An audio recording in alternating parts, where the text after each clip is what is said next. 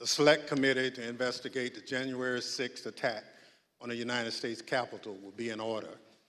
Without objection, the chair is authorized to declare the committee in recess at any point. Pursuant to House Deposition Authority Regulation 10, the chair announces the committee's approval to release the deposition material presented during today's hearing. Good afternoon. At our last hearing, we told the story of a scheme driven by Donald Trump to pressure former Vice President Mike Pence to illegally overturn the election results. We showed that when the pressure campaign failed and Mike Pence fulfilled his constitutional obligation, Donald Trump turned a violent mob loose on him.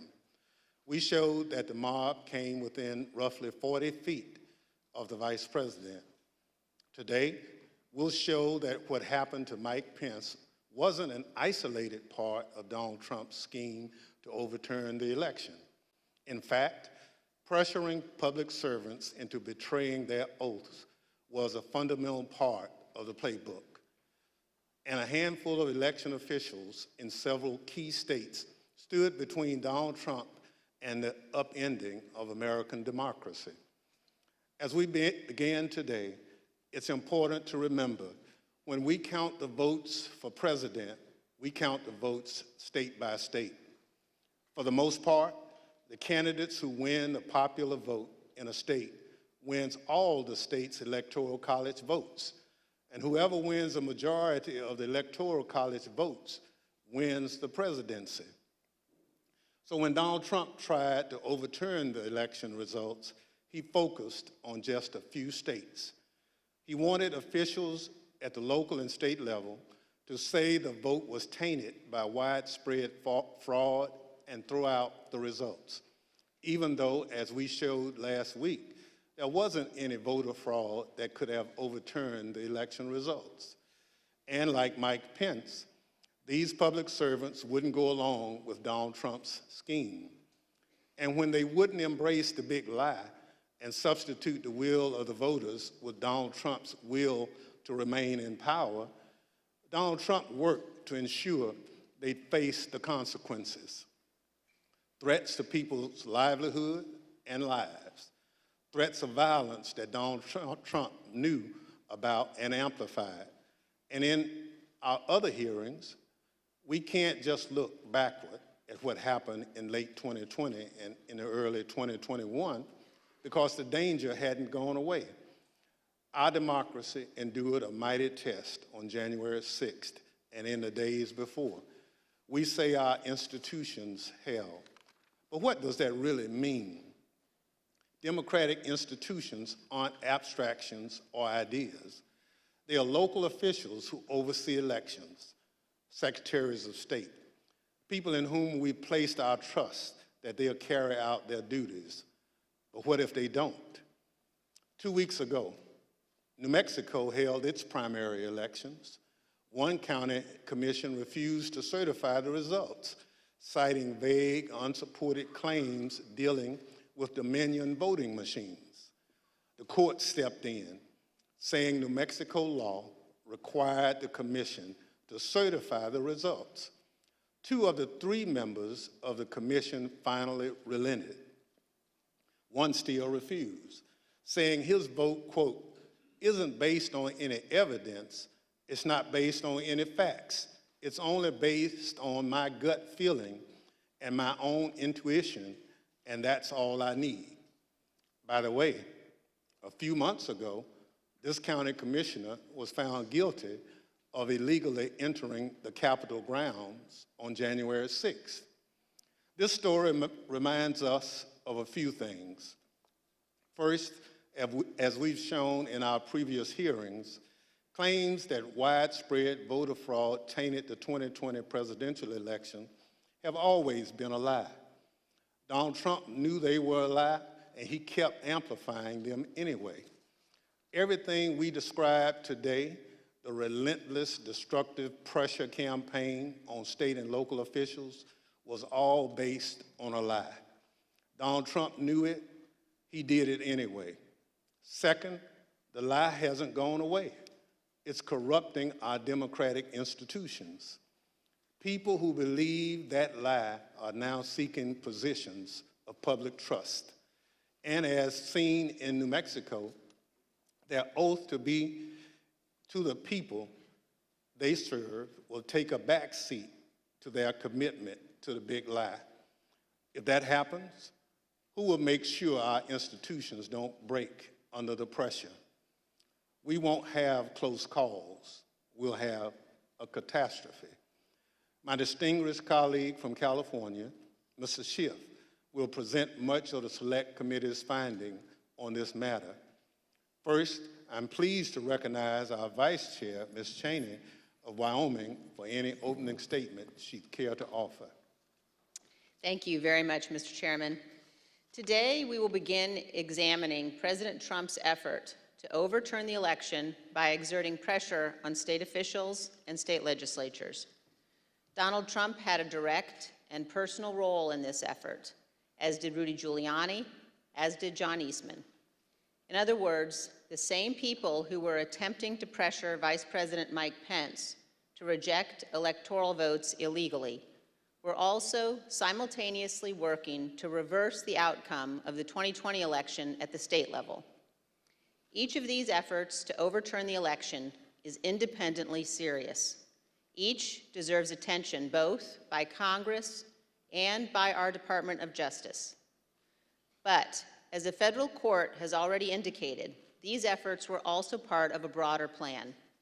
And all of this was done in preparation for January 6th. I would note 2 points for particular focus today. First, today you will hear about calls made by President Trump to officials of Georgia and other states. As you listen to these tapes, keep in mind what Donald Trump already knew at the time he was making those calls. He had been told over and over again that his stolen election allegations were nonsense. For example, this is what former Attorney General Bill Barr said to President Trump about allegations in Georgia. We took a hard look at this ourselves, and based on our review of it, including the interviews of the key witnesses, the Fulton County allegations had no merit. The ballots under the table were legitimate ballots. They weren't in a suitcase. They had been pre-opened for eventually feeding into the machine. All the stuff about the water leak and that there was some subterfuge involved. We felt there was some confusion, but there was no evidence of a subterfuge to create an opportunity to feed things into the count. And so we didn't see any evidence of fraud in the Fulton County episode. And Acting Deputy Attorney General Richard Donahue told Donald Trump this. And I said something to the effect of, sir, we've done dozens of investigations, hundreds of interviews. The major allegations are not supported by the evidence developed. Mr. Trump was told by his own advisors that he had no basis for his stolen election claims, yet he continued to pressure state officials to change the election results. Second, you will hear about a number of threats and efforts to pressure state officials to reverse the election outcome. One of our witnesses today, Gabriel Sterling, explicitly warned President Trump about potential violence on December 1st, 2020, more than a month before January 6th. You will see excerpts from that video repeatedly today. It has all gone too far. All of it. Joe DeGenova today asked for Chris Krebs, a patriot who ran CISA, to be shot. A 20-something tech in Gwinnett County today has death threats and a noose put out saying he should be hung for treason because he was transferring a report on batches from an EMS to a county computer so he could read it. It has to stop. Mr. President, you have not condemned these actions or this language. Senators, you have not condemned this language or these actions. This has to stop. We need you to step up, and if you're going to take a position of leadership, show some. My boss, Secretary Raffensperger, his address is out there. They have people doing caravans in front of their house. They've had people come onto their property. It has to stop.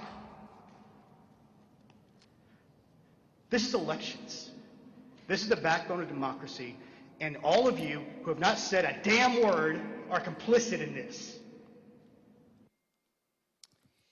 The point is this: Donald Trump did not care about the threats of violence. He did not condemn them. He made no effort to stop them. He went forward with his fake allegations anyway. One more point. I would urge all of those watching today to focus on the evidence the committee will present. Don't be distracted by politics. This is serious. We cannot let America become a nation of conspiracy theories and thug violence. Finally, I want to thank our witnesses today for all of your service to our country. Today, all of America will hear about the selfless actions of these men and women who acted honorably to uphold the law, protect our freedom, and preserve our Constitution. Today, Mr. Chairman, we will all see an example of what truly makes America great. Thank you, Mr. Chairman. I yield back. Without objection, the chair recognizes the gentleman from California, Mr. Schiff, for an opening statement. Thank you, Mr. Chairman and Madam Vice Chair. On November 3rd, 2020, Donald Trump ran for re-election to the office of the presidency, and he lost. His opponent, Joe Biden, finished ahead in the key battleground states of Arizona, Michigan, Wisconsin, Pennsylvania, Georgia, and elsewhere. Nevertheless, and for the first time in history, the losing presidential candidate fought to hold on to power. As we have seen in previous hearings, he did so through a variety of means. On Election Day, he sought to stop the counting of the vote, knowing that the millions of absentee ballots elections officials would be counting on Election Day and thereafter would run strongly against him and deliver a victory to Joe Biden. Next, and when he could not stop the counting, he tried to stop state legislatures and governors from certifying the results of the election. He went to court and filed dozens of frivolous lawsuits, making unsubstantiated claims of fraud. When that too failed, he mounted a pressure campaign directed at individual state legislators to try to get them to go back into session and either declare him the winner, decertify Joe Biden as the winner, or send two slates of electors to Congress, one for Biden and one for him, and pressure Vice President Pence to choose him as the winner. But the state legislatures wouldn't go along with this scheme, and neither would the vice president. None of the legislatures agreed to go back into special session and declare him the winner. No legitimate state authority in the states Donald Trump lost would agree to appoint fake Trump electors and send them to Congress. But this didn't stop the Trump campaign either. They assembled groups of individuals in key battleground states and got them to call themselves electors, created phony certificates associated with these fake electors, and then transmitted these certificates to Washington and to the Congress to be counted during the joint session of Congress on January 6th. None of this worked. But according to Federal District Judge David Carter, former President Trump and others likely violated multiple federal laws by engaging in this scheme, including conspiracy to defraud the United States. You will hear evidence of the former president and his top advisors' direct involvement in key elements of this plot, or what Judge Carter called a coup in search of a legal theory. For as the judge explained, President Trump's pressure campaign to stop the electoral count did not end with Vice President Pence. It targeted every tier of federal and state elected officials. Convincing state legislatures, he said, to certify competing electors was essential to stop the count and ensure President Trump's re-election. As we have seen in our prior hearings, running through this scheme was a big lie that the election was plagued with massive fraud and somehow stolen. You'll remember what the president's own Attorney General, Bill Barr, said he told the president about these claims of massive fraud affecting the outcome of the election. And I told him that the stuff that his people were shoveling out to the public was bullshit. I mean, that the claims of fraud were bullshit. The president's lie was and is a dangerous cancer on the body politic. If you can convince Americans that they cannot trust their own elections, that any time they lose it is somehow illegitimate, then what is left but violence to determine who should govern?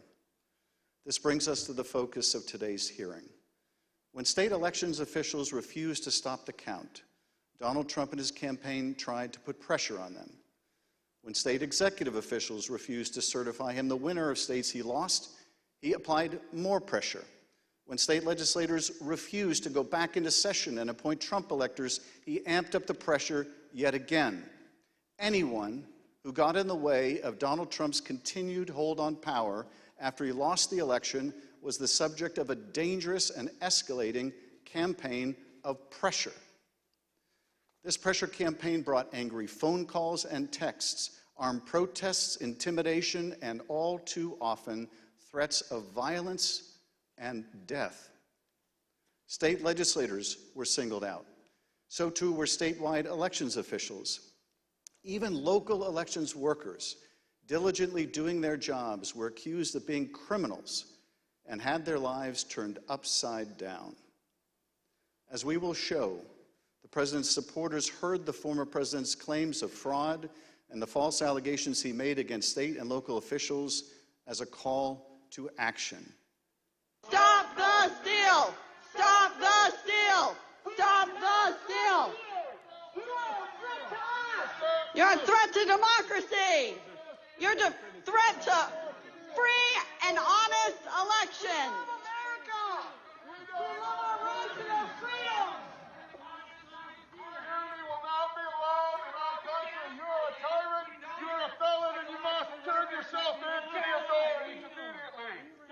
And then about 45 minutes later, we started to hear the noises outside my home, and my stomach sunk, and I thought, it's me. And then it's just, we don't know what's gonna, I mean, the uncertainty of that was what was the fear. Like, are they coming with guns? Are they gonna attack my house? I'm in here with my kid, I'm trying to put him to bed. And so it was, that was the scariest moment, just not knowing what was gonna happen. This pressure campaign against state and local officials spanned numerous contested states, as you will see in this video produced by the Select Committee.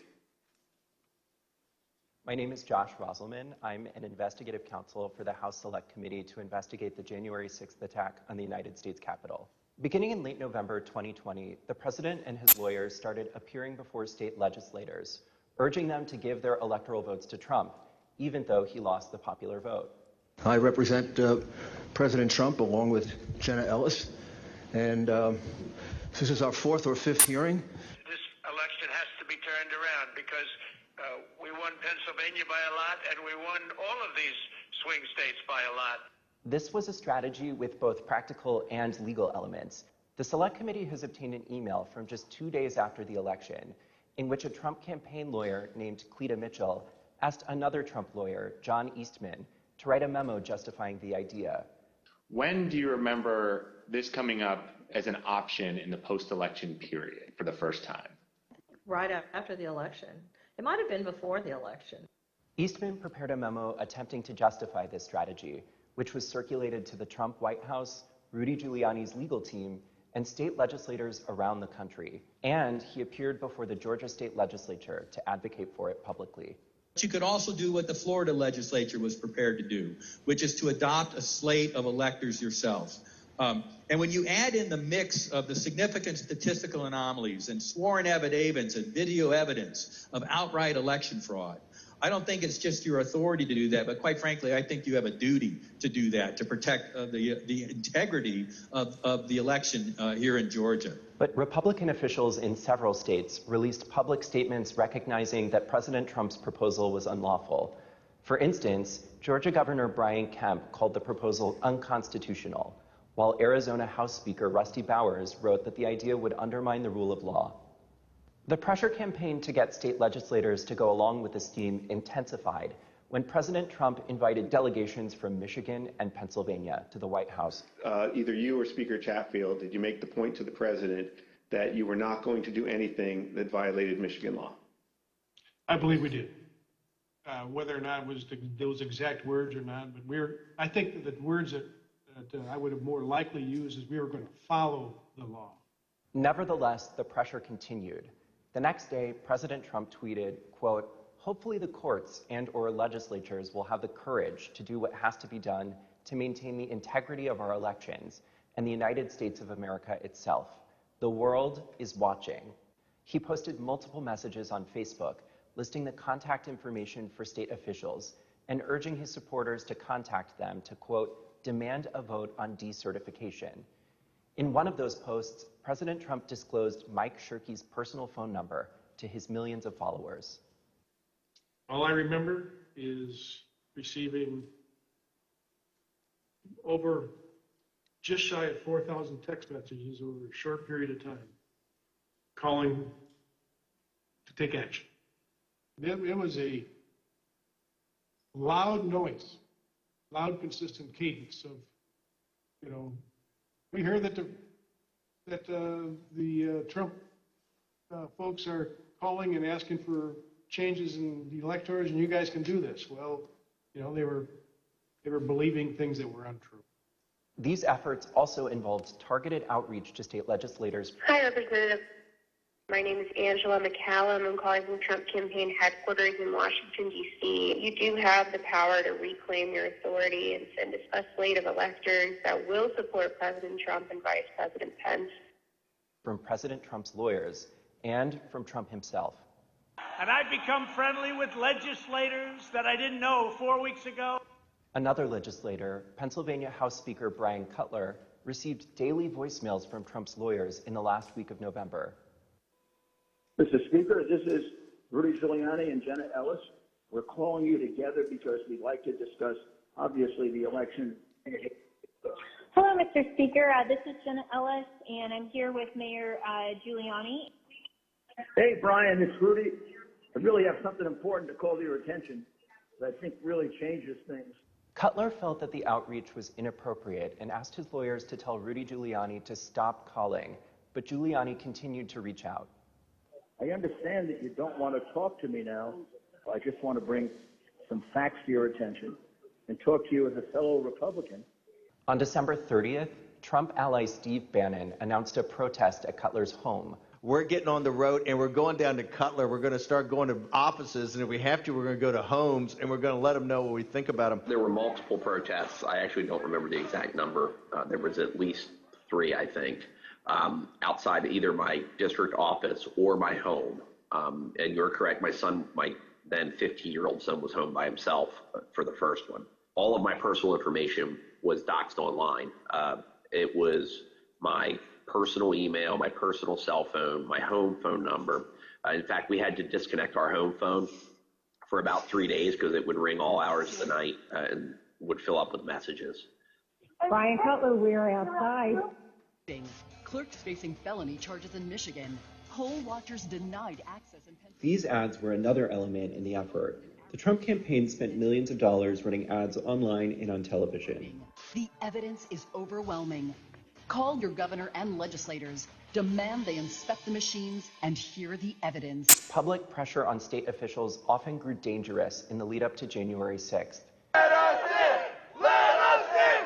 Let us in! Let us in! Special session! Special session! Special session! We'll light the whole shit on fire. What are we going to do? What can you and I do to a state legislator besides kill him? Although we should not do that. I'm not advising that, but I mean, what else can you do, right?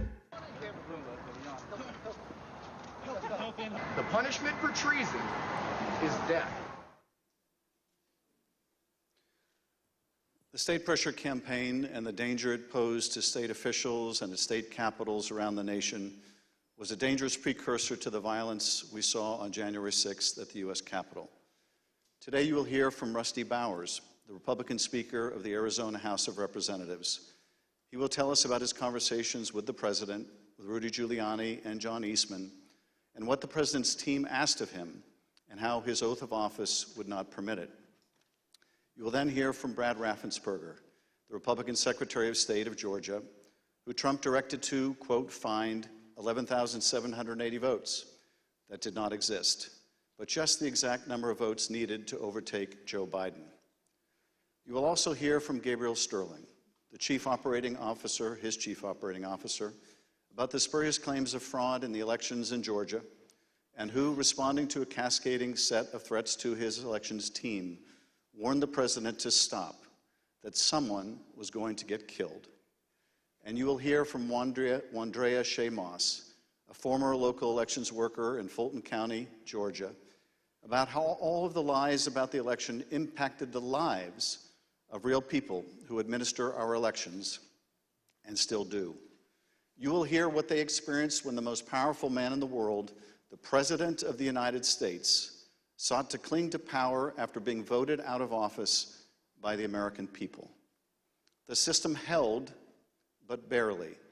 And the system held because people of courage, Republicans and Democrats, like the witnesses you will hear today, put their oath to the country and Constitution above any other consideration. They did their jobs, as we must do ours. Thank you, Mr. Chairman, and I yield back.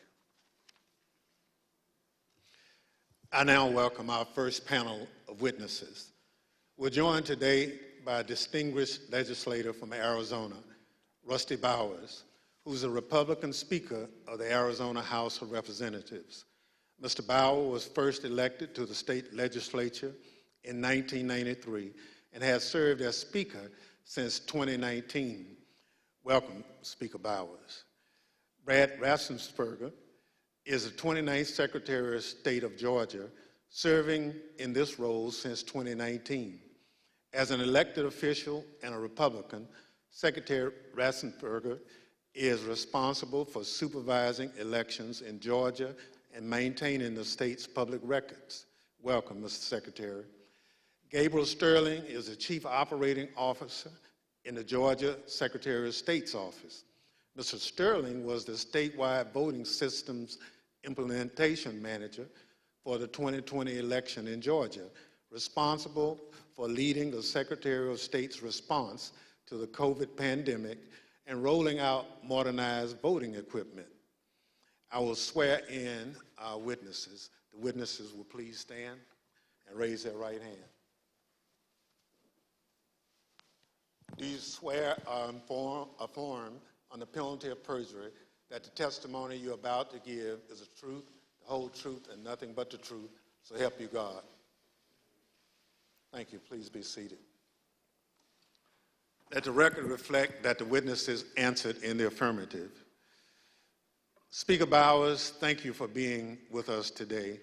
You're the Speaker of the Arizona House and a self-described conservative Republican. You campaigned for President Trump and with him during the 2020 election. Is it fair to say that you wanted Donald Trump to win a second term in office? Please. Yes, sir. Thank you. And is it your understanding that President Biden was the winner of the popular vote in Arizona in 2020? Yes, sir. Thank you. Pursuant to Section 5C8 of House Resolution 503, the chair recognizes the gentleman from California, Mr. Schiff, for questions. Speaker Bowers, thank you for being with us today. Before we begin with the questions that I had prepared for you, I wanted to ask you about a statement that former President Trump issued, which I received just prior to the hearing. Have you had a chance to review that statement? My counsel called from Arizona and read it to me. Yes, sir. In that statement, I won't read it in its entirety. Former President Trump begins by calling you a rhino, Republican in name only. He then references a conversation in November 2020 in which he claims that you told him that the election was rigged and that he had won Arizona. To quote the former president, during the conversation, he told me the election was rigged and that I won Arizona, unquote. Did you have such a conversation with the president? I did have a conversation with the president. That certainly isn't it, but there were parts of it that are true, but there are parts that are not, sir. And the part that I read you, is that false? Anywhere, anyone, anytime has said that I said the election was rigged, that would not be true. And when the former president in his statement today claimed that you told him that he won Arizona, is that also false? That is also false. Mr. Bowers, I understand that after the election, and I don't know whether this is the conversation the former president is referring to, but after the election, you received a phone call from President Trump and Rudy Giuliani in which they discussed the result of the presidential election in Arizona. If you would, tell us about that call and whether the former president or Mr. Giuliani raised allegations of election fraud. Thank you. My wife and I had returned from attending our church meetings. It was on a Sunday, and we were still in the driveway, and I had received a call from a colleague telling me that the White House was trying to get in touch with her and I, and that she said, please, if you get a call, let's try to take this together. Immediately, I saw that the White House on my Bluetooth was calling, and I took the call and was asked by I would presume, the operator at the White House if I would hold for the president, which I did, and Mr. Giuliani came on first, and niceties, then Mr. Trump, President Trump, then President Trump came on, and we initiated a conversation. During that conversation, did you ask Mr. Giuliani for proof of these allegations of fraud that he was making? On multiple occasions, yes. And when you asked him for evidence of this fraud, what did he say? He said that they did have proof, and I asked him, do you have names? For example, we have 200,000 illegal immigrants, some large number, 5,000 or 6,000 dead people, etc. And I said, do you have their names? Yes. Will you give them to me? Yes. The president interrupted and said, give the man what he needs, Rudy. He said, I will. And that happened on at least 2 occasions, that interchange in the conversation. So Mr. Giuliani was claiming in the call that there were hundreds of thousands of undocumented people and thousands of dead people who had purportedly voted in the election? Yes. And you asked him for evidence of that? I did. And did you ever receive from him that evidence either during the call, after the call, or to this day? Never. What was the ask during this call? He was making these allegations of fraud, but he had something or a couple things that they wanted you to do. What were those? The ones I remember were first that we would hold, that I would allow an official committee at the Capitol so that they could hear this evidence and that we could take action thereafter. And I refused.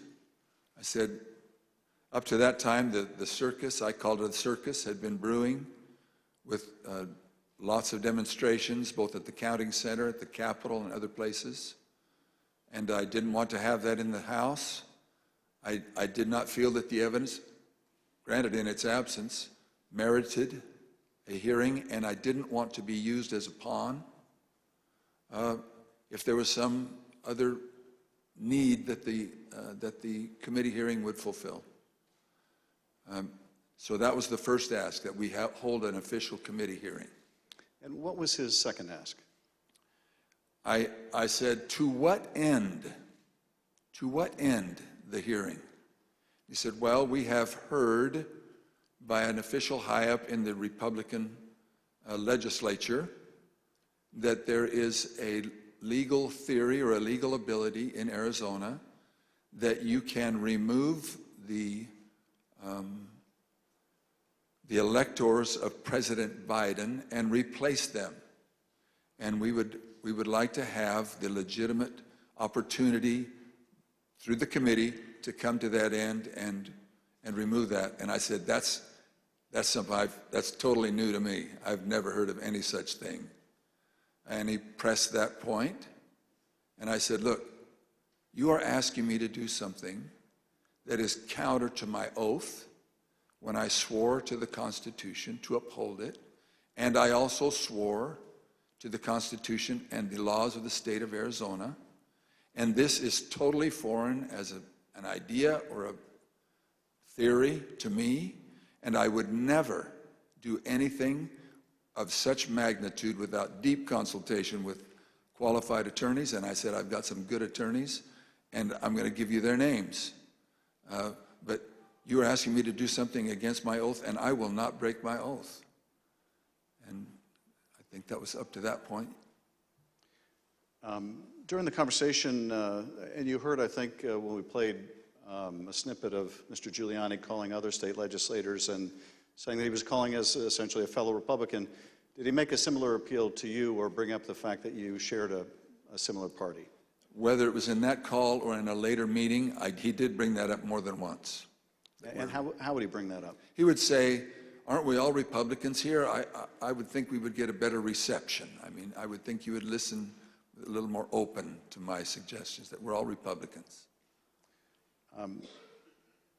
And this evidence that you asked him for that would justify this extraordinary step, I think you said they never produced. Why did you feel, either in the absence of that evidence or with it, what they were asking you to do would violate your oath to the Constitution?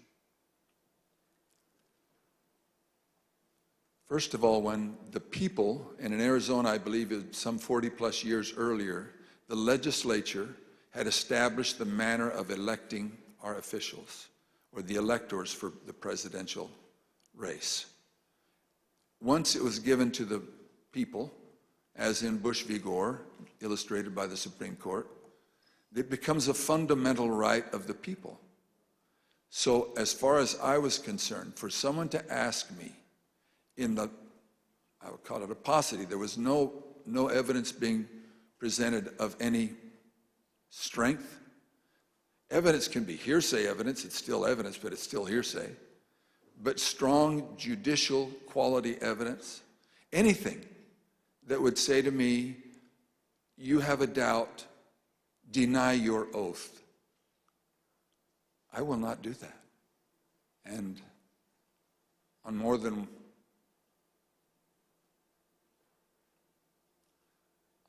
one occasion throughout all this, that has been brought up, and it is a tenet of my faith that the Constitution is divinely inspired of my most basic foundational beliefs. And so for me to do that because somebody just asked me to is foreign to my very being. I will not do it. During that conversation, Speaker Bowers, did you ask him if what he was proposing had ever been done before? I did. And what did he say? He said, well, I'm not familiar with Arizona law or any other laws, but I don't think so. And that also was brought up in other conversations, both with him and with John Eastman and others. Speaker Bowers, I understand that a week after that call, Mr. Giuliani appeared with others associated with President Trump's effort to overturn the result of the election at a purported legislative hearing in a hotel ballroom in Phoenix. Was this an official hearing of the state legislature? It was not. And why was it not a real or official hearing of the legislature? A legislator can hold a group meeting. You can call it a hearing. But when they ask me to have an official hearing, we establish it by protocols, public notice, etc. It's typically held at the Capitol, but doesn't need to be. We can authorize a hearing off campus. And in this case, I had been asked on several occasions to allow a hearing. I had denied it, but said, you're free to hold a meeting, any meeting you want, to the person who asked, and which he ultimately did. I think he was a little frustrated, but he ultimately did. This meeting was the same day, I believe, that the governor of Arizona, Doug Ducey, certified Biden as the winner of the presidential election in Arizona. Did you meet with Mr. Giuliani and his associates while they were in Phoenix sometime after that purported legislative hearing at the hotel? Yes, I did, sir. And at that meeting, did Mr. Giuliani raise any specific allegations of election fraud again? His initial comments were, again, the litany of groups of illegal individuals or people deceased, etc. And he had brought that up, and I wasn't alone in that meeting. There were others, and other members of the Senate aggressively questioned him. And then I proceeded to question him on the proof that he was going to bring me, etc. But he did bring those up, yes. And these other legislators were also Republican members of the Senate? They were, yes, sir. And did they also press him for proof of these allegations? They pressed him very strongly. Two of them especially, very strongly. And at some point, did Mr. Giuliani ask one of the other attorneys on his team to help him out with the evidence? He did. He asked Jenna Ellis, who was sitting to his right. One thing was that it was more to the point of, was there sufficient evidence or action that we could justify the recalling of the electors? But at that part of the conversation, I know he referred to someone else. But he did ask, do we have the proof, to Jenna, Miss Ellis? And she said, yes. And I said, I want the names. Do you have the names? Yes. Do you have how they voted? We have all the information. I said, can you get to me that information? Did you bring it with you? She said, no. Both Mr. Giuliani asked her and I asked generally if they'd brought it with them. She said, no, it's not with me, but we can get it to you. And I said, then you didn't bring me the evidence, which was repeated in different iterations for some period of time. At some point, did one of them make a comment that they didn't have evidence, but they had a lot of theories? That was Mr. Giuliani. And what exactly did he say, and how did that come up? My recollection, he said, we've got lots of theories, we just don't have the evidence. And I don't know if that was a gaffe, or maybe he didn't think through what he said, but both myself and others in my group, the three in my group and my council, both remembered that specifically, and afterwards we kind of laughed about it. And getting back to the ask in that phone call that preceded this meeting, he wanted you to have the legislature dismiss the Biden electors and replace them with Trump electors on the basis of these theories of fraud? He did not say it in those exact words, but he did say that Arizona law, according to what he understood, that would be allowed, and that we needed to come into session to take care of that, which initiated a discussion about, again, what I can legally and not legally do, and I can't go into session in Arizona unilaterally or on my sole prerogative. In this meeting or at any other later time, did anyone provide you with evidence of election fraud sufficient to affect the outcome of the presidential election in Arizona? No one provided me ever such evidence. The Select Committee has uncovered evidence in the course of our investigation that had stopped the Steal protests at state capitals across the country. There were individuals with ties to the groups or parties involved in the January 6th attack on the U.S. Capitol. One of those incursions took place in the Arizona House of Representatives building, as you can see in this footage.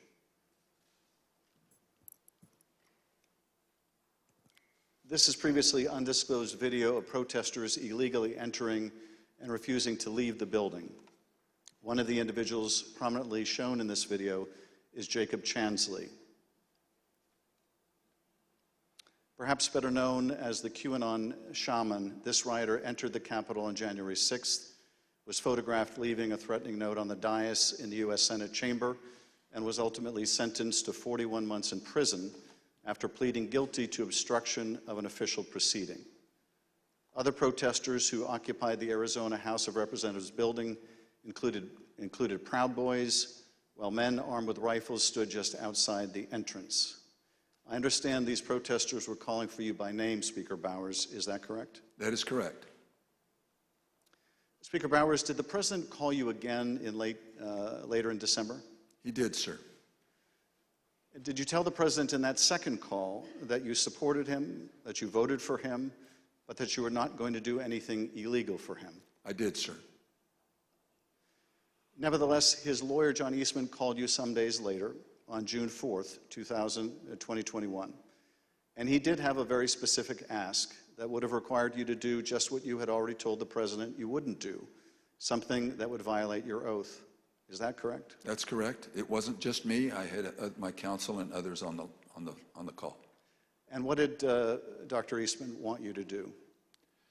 That we would, in fact, take a vote to overthrow, or I shouldn't say overthrow, that we would decertify the electors, and that because we had plenary authority to do so.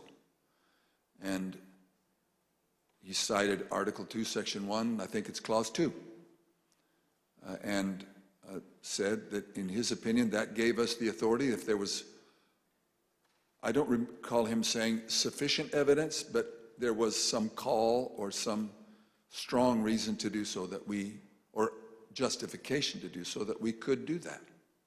And that he was asking that his suggestion was that we would do it. And I said, again, I took an oath. For me to take that, to do what you do, would be counter to my oath.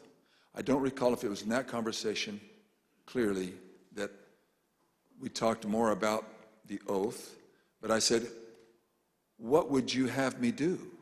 And he said, just do it and let the court sort it out. And I said, you're asking me to do something that's never been done in history, the history of the United States, and I'm going to put my state through that without sufficient proof, and that's going to be good enough with me? That I would put us through that, my state, that I swore to uphold both in Constitution and in law? No, sir. He said, well, that's my suggestion would be just do it and let the courts figure it all out. And he didn't use that exact phrase, but that was what his meaning was, and I declined, and I believe that was close to the end of our phone call. And again, this took place after you had recently spoken with President Trump and told him that you wouldn't do anything illegal for him. Is that right? It wasn't days after. Obviously, it was days after, but a few days had gone by. But you had told President Trump you would not do anything illegal for him. I did, both times. And you told Dr. Eastman that you did not believe there was legal support to justify what he was asking, but he still wanted you to do it and effectively let the courts work it out?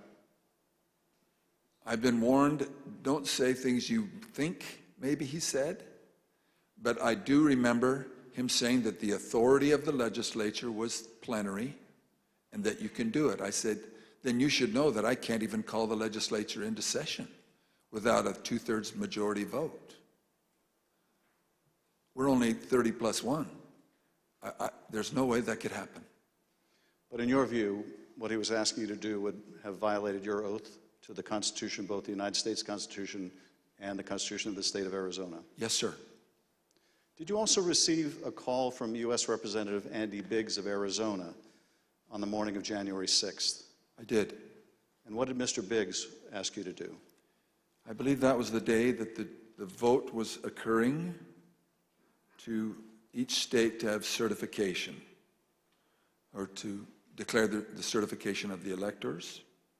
And he asked if I would sign on both to a letter that had been sent from my state and or that I would support the decertification of the electors. And I said I would not. Mr. Speaker, on December 4th, 2020, shortly after your meeting with Rudy Giuliani and other allies of President Trump, you released a statement publicly addressing, quote, calls for the legislature to overturn the 2020 certified election results. The statement is very straightforward in explaining the, quote, breathtaking request, unquote, made by representatives of President Trump. Quote, that the Arizona legislature overturn the certified results of last month's election and deliver the state's electoral college votes to President Trump, unquote.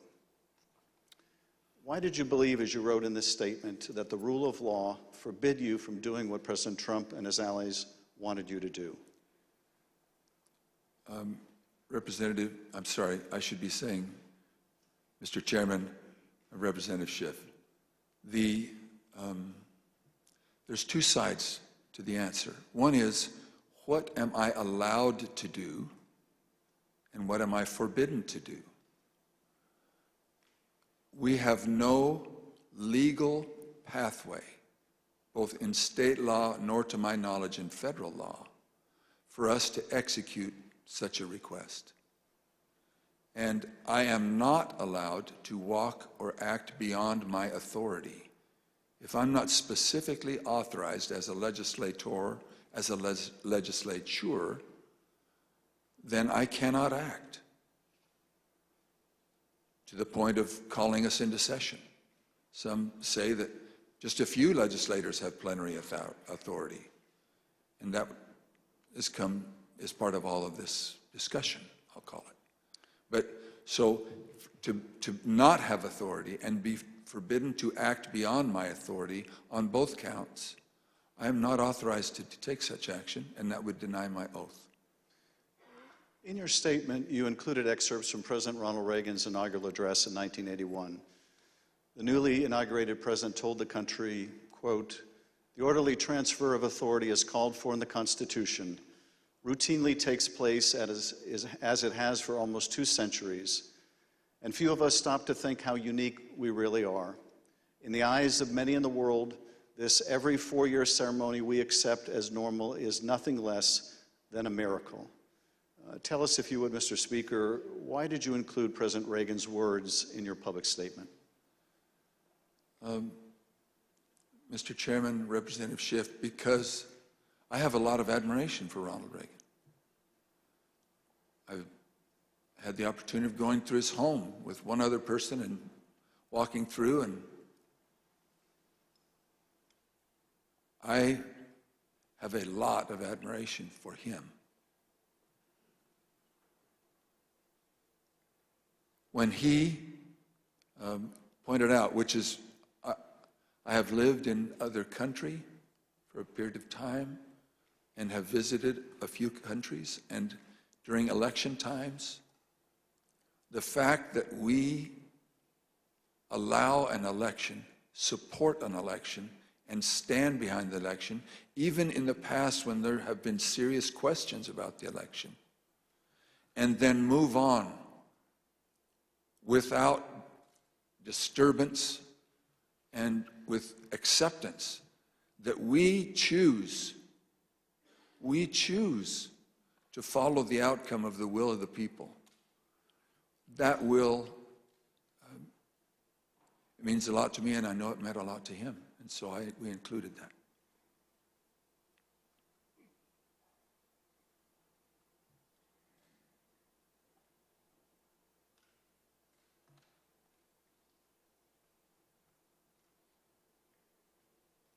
Thank you, Speaker Bowers. I now want to look even more deeply at the fake electors scheme. Every 4 years, citizens from all over the United States go to the polls to elect their president. Under our Constitution, when we cast our votes for president, we are actually voting to send electors pledged to our preferred candidate to the Electoral College. In December, the electors in each state meet, cast their votes, and send those votes to Washington. There is only one legitimate slate of electors from each state. On the 6th day of January, Congress meets in a joint session to count those votes, and the winner of the Electoral College vote becomes the president. In this next segment, you'll hear how President Trump and his campaign were directly involved in advancing and coordinating the plot to replace legitimate Biden electors with fake electors not chosen by the voters. You'll hear how this campaign convinced these fake electors to cast and submit their votes through fake certificates, telling them that their votes would only be used in the event that President Trump won his legal challenges. Yet when the president lost those legal challenges, When courts rejected them as frivolous and without merit, the fake elector scheme continued. At this point, President Trump's own lawyers, so-called Team Normal, walked away rather than participate in the plan. And his own White House counsel's office said that the plan was not legally sound. Let's play the following video produced by the Select Committee. My name is Casey Lucier. I'm an investigative counsel for the House Select Committee to investigate the January 6th attack on the United States Capitol. On November 18th, a lawyer working with the Trump campaign named Kenneth Cheesebro wrote a memo arguing that the Trump campaign should organize its own electors in the swing states that President Trump had lost. The Select Committee received testimony that those close to President Trump began planning to organize fake electors for Trump in states that Biden won in the weeks after the election. Who do you remember being involved in those early discussions around the Thanksgiving time regarding having alternate electors meet?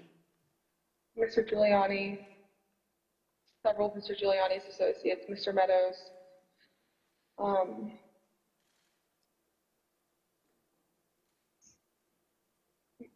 members of Congress, although it's difficult to distinguish if the members that I'm thinking of were involved during Thanksgiving or if they were involved as we progressed through December. At the president's direct request, the RNC assisted the campaign in coordinating this effort. What did the president say when he called you? Essentially, he turned the call over to Mr. Eastman, who then proceeded to talk about the importance of the RNC helping the campaign gather these contingent electors in case any of the legal challenges that were ongoing changed the result of any of the states. I think more just helping them reach out and assemble them. But my understanding is the campaign did take the lead, and we just were helping them in that role. As President Trump and his supporters continued to lose lawsuits, some campaign lawyers became convinced that convening electors in states that Trump lost was no longer appropriate.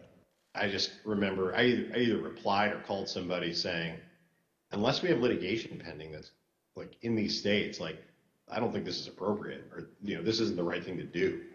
I don't remember how I phrased it, but I got into a little bit of a back and forth, and I think it was with Ken Cheesebro, where I said, all right, you just get after it. Like I'm out. At that point, I had Josh Finley email Mr. Chesbro politely to say, this is your task. You are responsible for the Electoral College issues moving forward. And this was my way of taking that responsibility to zero. The committee learned the White House counsel's office also felt the plan was potentially illegal. And so to be clear, did you hear the White House counsel's office say that this plan to have alternate electors meet and cast votes for Donald Trump in states that he had lost was not legally sound? Yes, sir. And who was present for that meeting that you remember? It was in our office. It was Mr. Meadows, Mr. Giuliani, and a few of Mr. Giuliani's associates.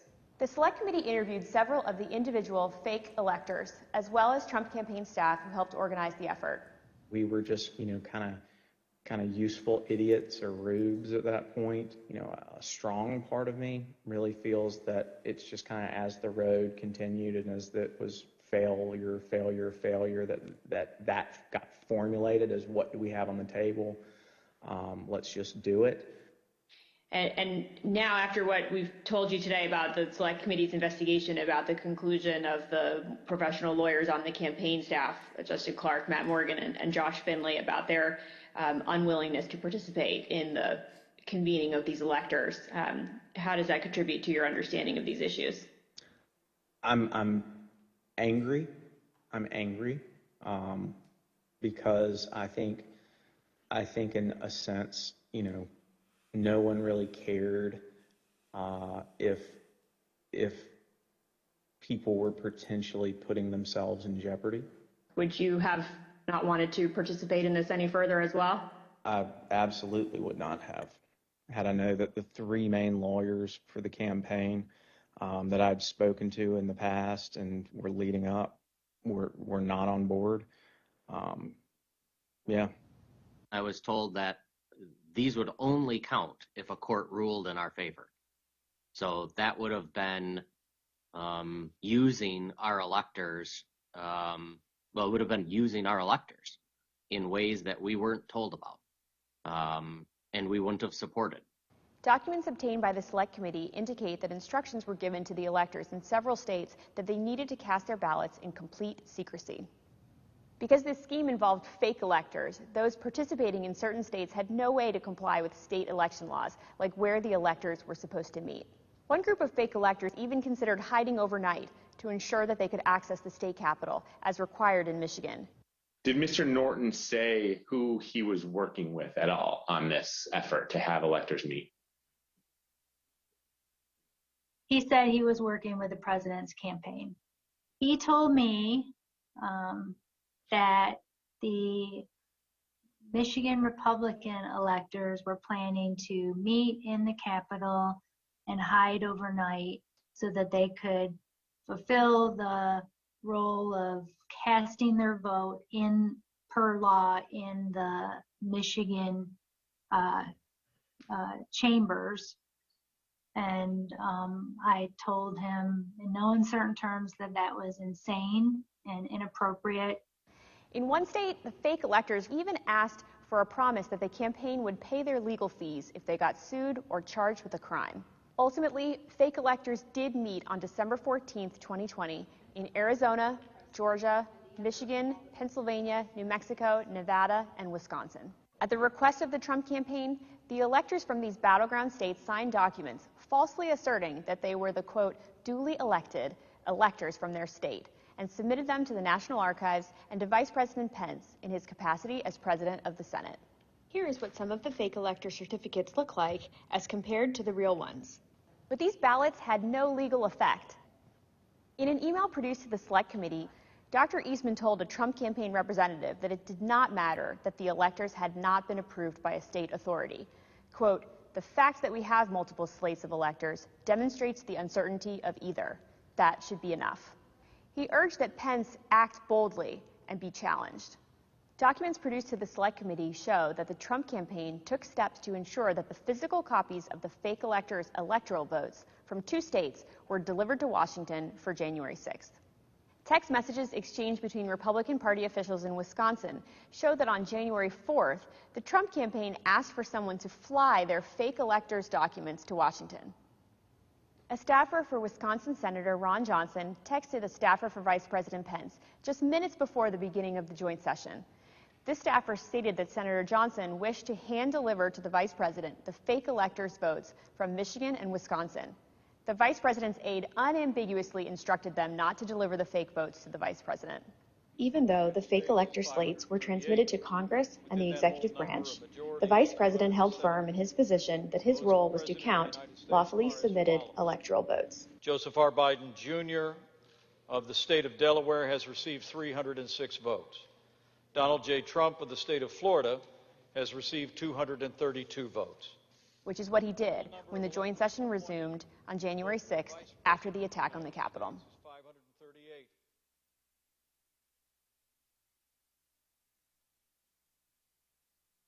What we just heard in that video was an aide to the White House Chief of Staff telling this committee that the White House counsel's office felt that this fake electors plan was not legally sound. Nevertheless, the Trump campaign went forward with the scheme anyway. Speaker Bowers, were you aware that fake electors had met in Phoenix on December 14th and purported to cast electoral votes for President Trump? I was not. When you learned that these electors had met and sent their electoral votes to Washington, what did you think? Well, I thought of the book, The Gang That Couldn't Shoot Straight. And I just thought, this is a tragic parody. Mr. Bowers, I understand that as you flew from Phoenix to Washington yesterday, you reflected upon some passages from a personal journal that you were keeping in December 2020 while all of this was taking place. With your permission, I'm wondering if you would be willing to share one passage in particular with us. Thank you very much. It is painful to have friends who have been such a help to me turn on me with such rancor. I may, in the eyes of men, not hold correct opinions or act according to their vision or convictions, but I do not take this current situation in a light manner, a fearful manner, or a vengeful manner. I do not want to be a winner by cheating. I will not play with laws I swore allegiance to with any contrived desire towards deflection of my deep foundational desire to follow God's will as I believe He led my conscience to embrace. How else will I ever approach Him in the wilderness of life, knowing that I ask this guidance only to show myself a coward in defending the course He let me take. He led me to take. Thank you, Mr. Speaker. Those are powerful words. I understand that taking the courageous positions that you did following the 2020 election in defense of the rule of law and protecting the voters of Arizona resulted in you and your family being subjected to protests and terrible threats. Can you tell us how this impacted you and your family? Well, as others in the videos have mentioned, we received, my secretaries would say, in excess of 20,000 emails and tens of thousands of voicemails and texts, which saturated our offices and we were unable to work, or at least communicate. But at home, up till even recently, it is the new pattern or a pattern in our lives to worry what will happen on Saturdays, because we have various groups come by and they have had video panel trucks with videos of me proclaiming me to be a pedophile and a pervert and a corrupt and politician, and blaring loudspeakers in my neighborhood and leaving literature both on my property, but arguing and threatening with neighbors and with myself. I don't know if I should name groups, but there was one gentleman that had the 3 bars on his chest, and he had a pistol and was threatening my neighbor, not with the pistol, but just vocally. When I saw the gun, I knew I had to get close.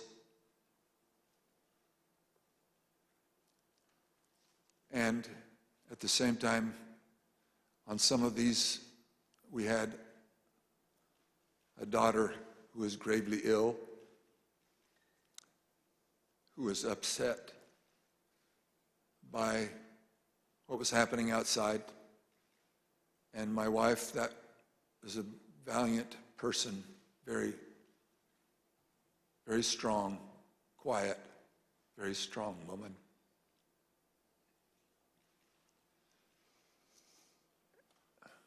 So it was disturbing. It was disturbing. Mr. Speaker, I want to thank you for your service to the state of Arizona and to the country. Mr. Chairman, at this point, I think it'd be appropriate to take a short recess. Accordingly, I reserve the balance of my time.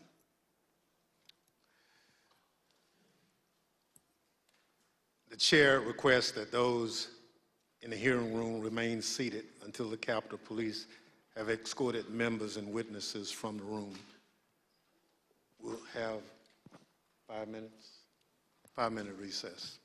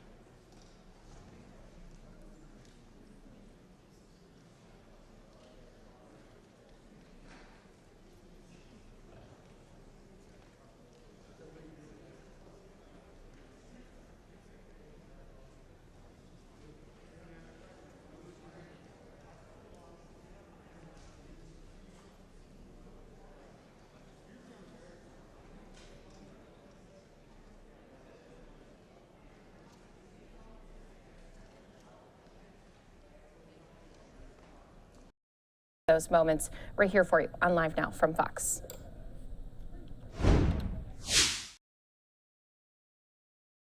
January 6th attack on the United States Capitol. Beginning in late November 2020, the president and his lawyers started appearing before state legislators, urging them to give their electoral votes to Trump, even though he lost the popular vote. I represent President Trump along with Jenna Ellis, and this is our fourth or fifth hearing. This election has to be turned around because we won Pennsylvania by a lot, and we won all of these swing states by a lot.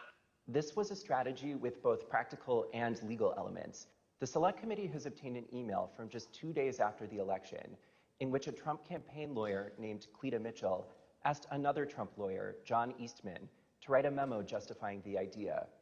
When do you remember this coming up as an option in the post-election period for the first time? Right after the election. It might have been before the election.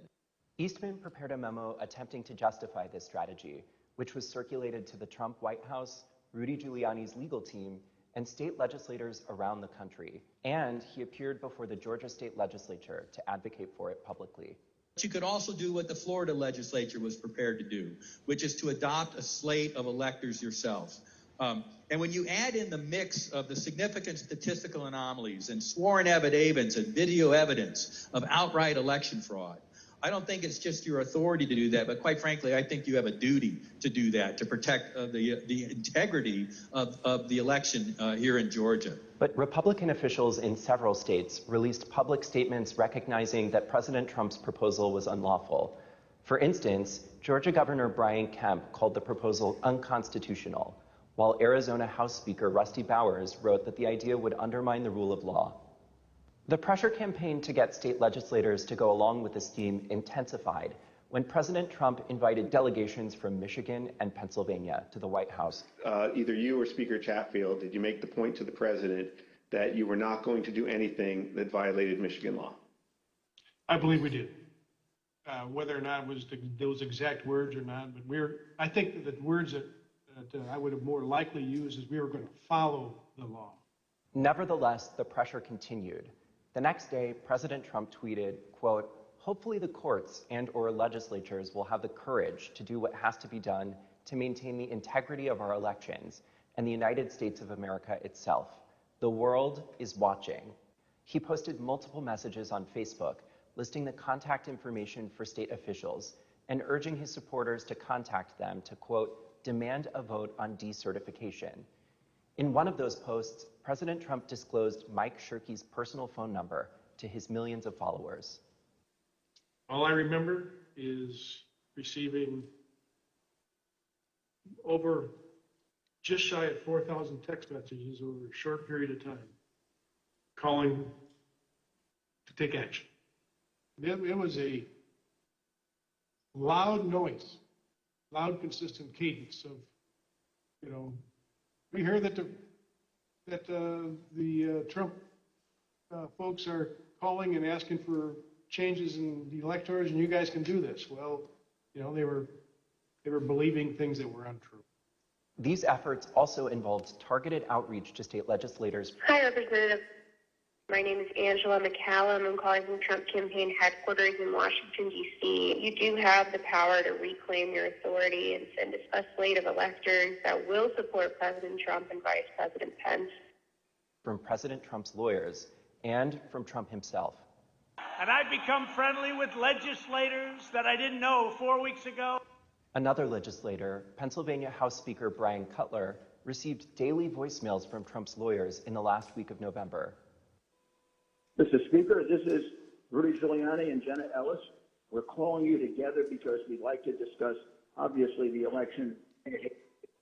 Hello, Mr. Speaker. This is Jenna Ellis, and I'm here with Mayor Giuliani. Hey, Brian, it's Rudy. I really have something important to call to your attention that I think really changes things.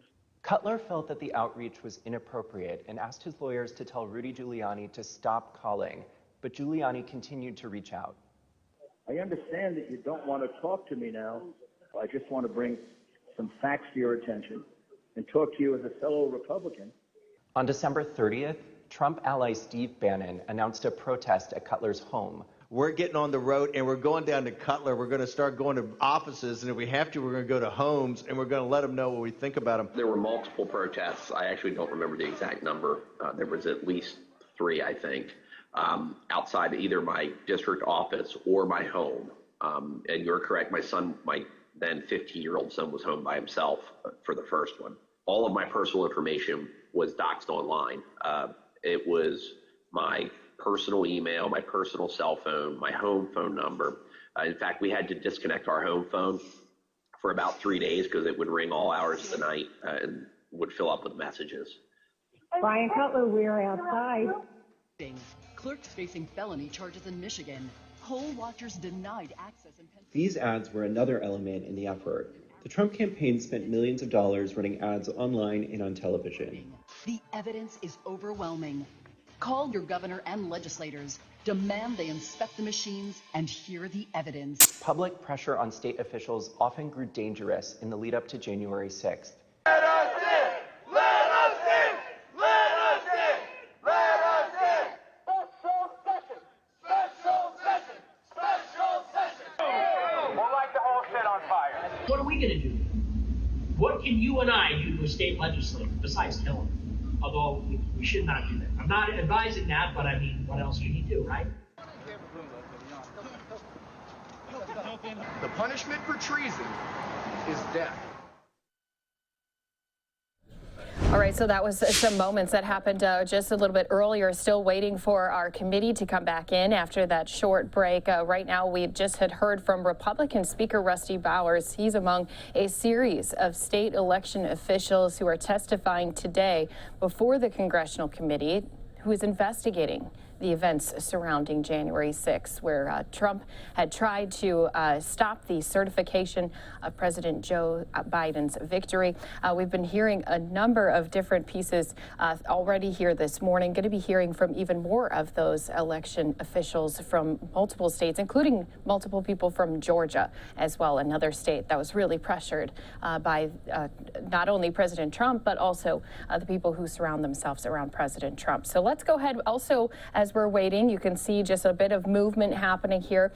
This is again that live picture coming to us from inside of the Capitol. Looks like we do have more of our witnesses beginning to take their seats. This again is going to be including Brad Raffensperger. He's the Georgia Secretary of State, another person who went under a lot of heat surrounding all of the events here after the January 6th. And once this committee was formed to look into the riots, I want to do, though, while we're waiting, because you can see we don't have our committee members back up there. Let's go ahead and replay just some more moments that we had earlier here today. We did have some comments made by President Trump himself recently with Rusty Bowers. Again, that's the Arizona House Speaker, saying that he is now part of this circus. So let's go ahead and listen into their back and forth comments with each other on these most recent pieces of statements from President Trump as they're asking Rusty Bowers about them. Let's go ahead and listen into that right here for you, again on Live Now from Fox. I prepared for you. I wanted to ask you about a statement that former President Trump issued, which I received just prior to the hearing. Have you had a chance to review that statement? My counsel called from Arizona and read it to me. Yes, sir. In that statement, I won't read it in its entirety. Former President Trump begins by calling you a rhino, Republican in name only. He then references a conversation in November 2020 in which he claims that you told him that the election was rigged and that he had won Arizona. To quote the former president, during the conversation, he told me the election was rigged and that I won Arizona, unquote. Did you have such a conversation with the president? I did have a conversation with the president. That certainly isn't it, but there were parts of it that are true, but there are parts that are not, sir. And the part that I read you, is that false? Anywhere, anyone, anytime has said that I said the election was rigged, that would not be true. And when the former president in his statement today claimed that you told him that he won Arizona, is that also false? That is also false. Mr. Bowers, I understand that after the election, and I don't know whether this is the conversation the former president is referring to, but after the election, you received a phone call from President Trump and Rudy Giuliani in which they discussed the result of the presidential election in Arizona. If you would, tell us about that call and whether the former president or Mr. Giuliani raised allegations of election fraud. Thank you. My wife and I had returned from attending our church meetings. It was on a Sunday, and we were still in the driveway, and I had received a call from a colleague telling me that the White House was trying to get in touch with her and I, and that she said, please, if you get a call, let's try to take this together. Immediately, I saw that the White House on my Bluetooth was calling, and I took the call and was asked by I would presume, the operator at the White House if I would hold for the president, which I did, and Mr. Giuliani came on first, and niceties, then Mr. Trump, President Trump, then President Trump came on, and we initiated a conversation. During that conversation, did you ask Mr. Giuliani for proof of these allegations of fraud that he was making? On multiple occasions, yes. And when you asked him for evidence of this fraud, what did he say? He said that they did have proof, and I asked him, do you have names? For example, we have 200,000 illegal immigrants, some large number, 5,000 or 6,000 dead people, etc. And I said, do you have their names? Yes. Will you give them to me? Yes. The president interrupted and said, give the man what he needs, Rudy. He said, I will. And that happened on at least 2 occasions, that interchange in the conversation. So Mr. Giuliani was claiming in the call that there were hundreds of thousands of undocumented people and thousands of dead people who had purportedly voted in the election? Yes. And you asked him for evidence of that? I did. And did you ever receive from him that evidence either during the call, after the call, or to this day? Never. All right, guys, so once again, that was just from a little bit earlier here today. I'm sure you can see there, we do have our committee members. They have come back into the chamber. Let's go ahead, listen in live on Unfiltered as they continue their hearing here for you on Capitol Hill. The committee will be in order.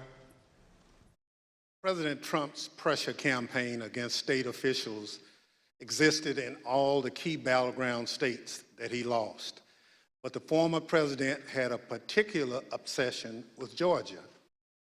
Here is the president on the afternoon of January 6th, after his own attorney general warned him that the claims you are about to hear are patently false. They should find those votes. They should absolutely find that. Just over 11,000 votes, that's all we need. They defrauded us out of a win in Georgia. And we're not going to forget it. So the state of Georgia is where we will turn our attention to next. I want to emphasize that our investigation into these issues is still ongoing. As I stated in our last hearing, if you have relevant information or documentary evidence to share with the Select Committee, we welcome your cooperation. But we will share some of our findings with you today. Secretary Raffensperger, thank you for being here today.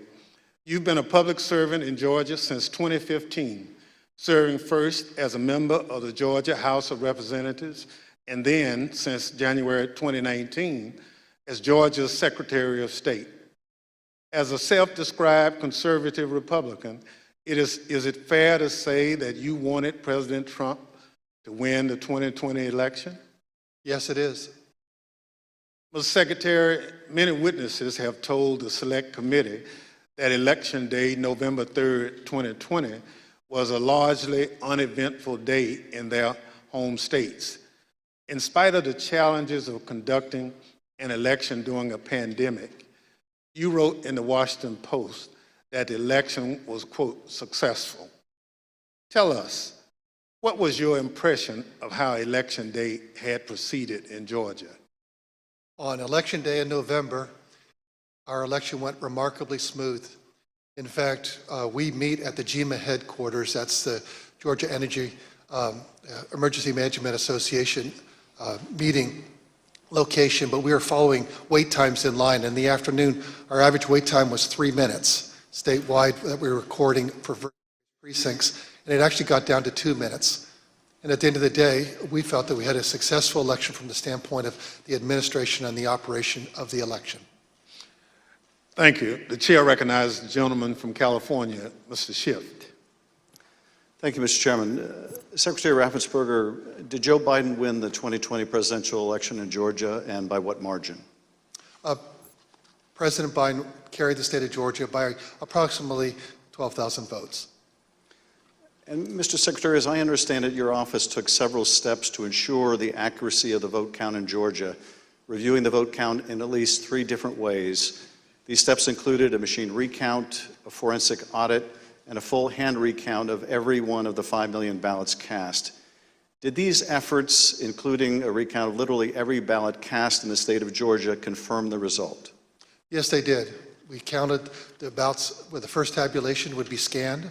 Then when we did our 100% hand audit of the all 5 million ballots in the state of Georgia, all cast in place, all absentee ballots, they were all hand recounted, and they came remarkably close to the first count. And then upon the election being certified, President Trump, because he was within 0.5%, could ask for a recount. And then we recounted them again through the scanners, and we got remarkably the same count. 3 counts, all remarkably close, which showed that President Trump did come up short. Nevertheless, as you will see, the president and his allies began making numerous false allegations of voter fraud, false allegations that you and Mr. Sterling, among others, had to address. Mr. Sterling, thank you also for being here today. Following the 2020 election, in addition to your normal duties, I understand that you became a spokesperson to try to combat disinformation about the election and the danger it was creating for elections officials, among others. In a December 1 press conference, you addressed some of your remarks directly to President Trump.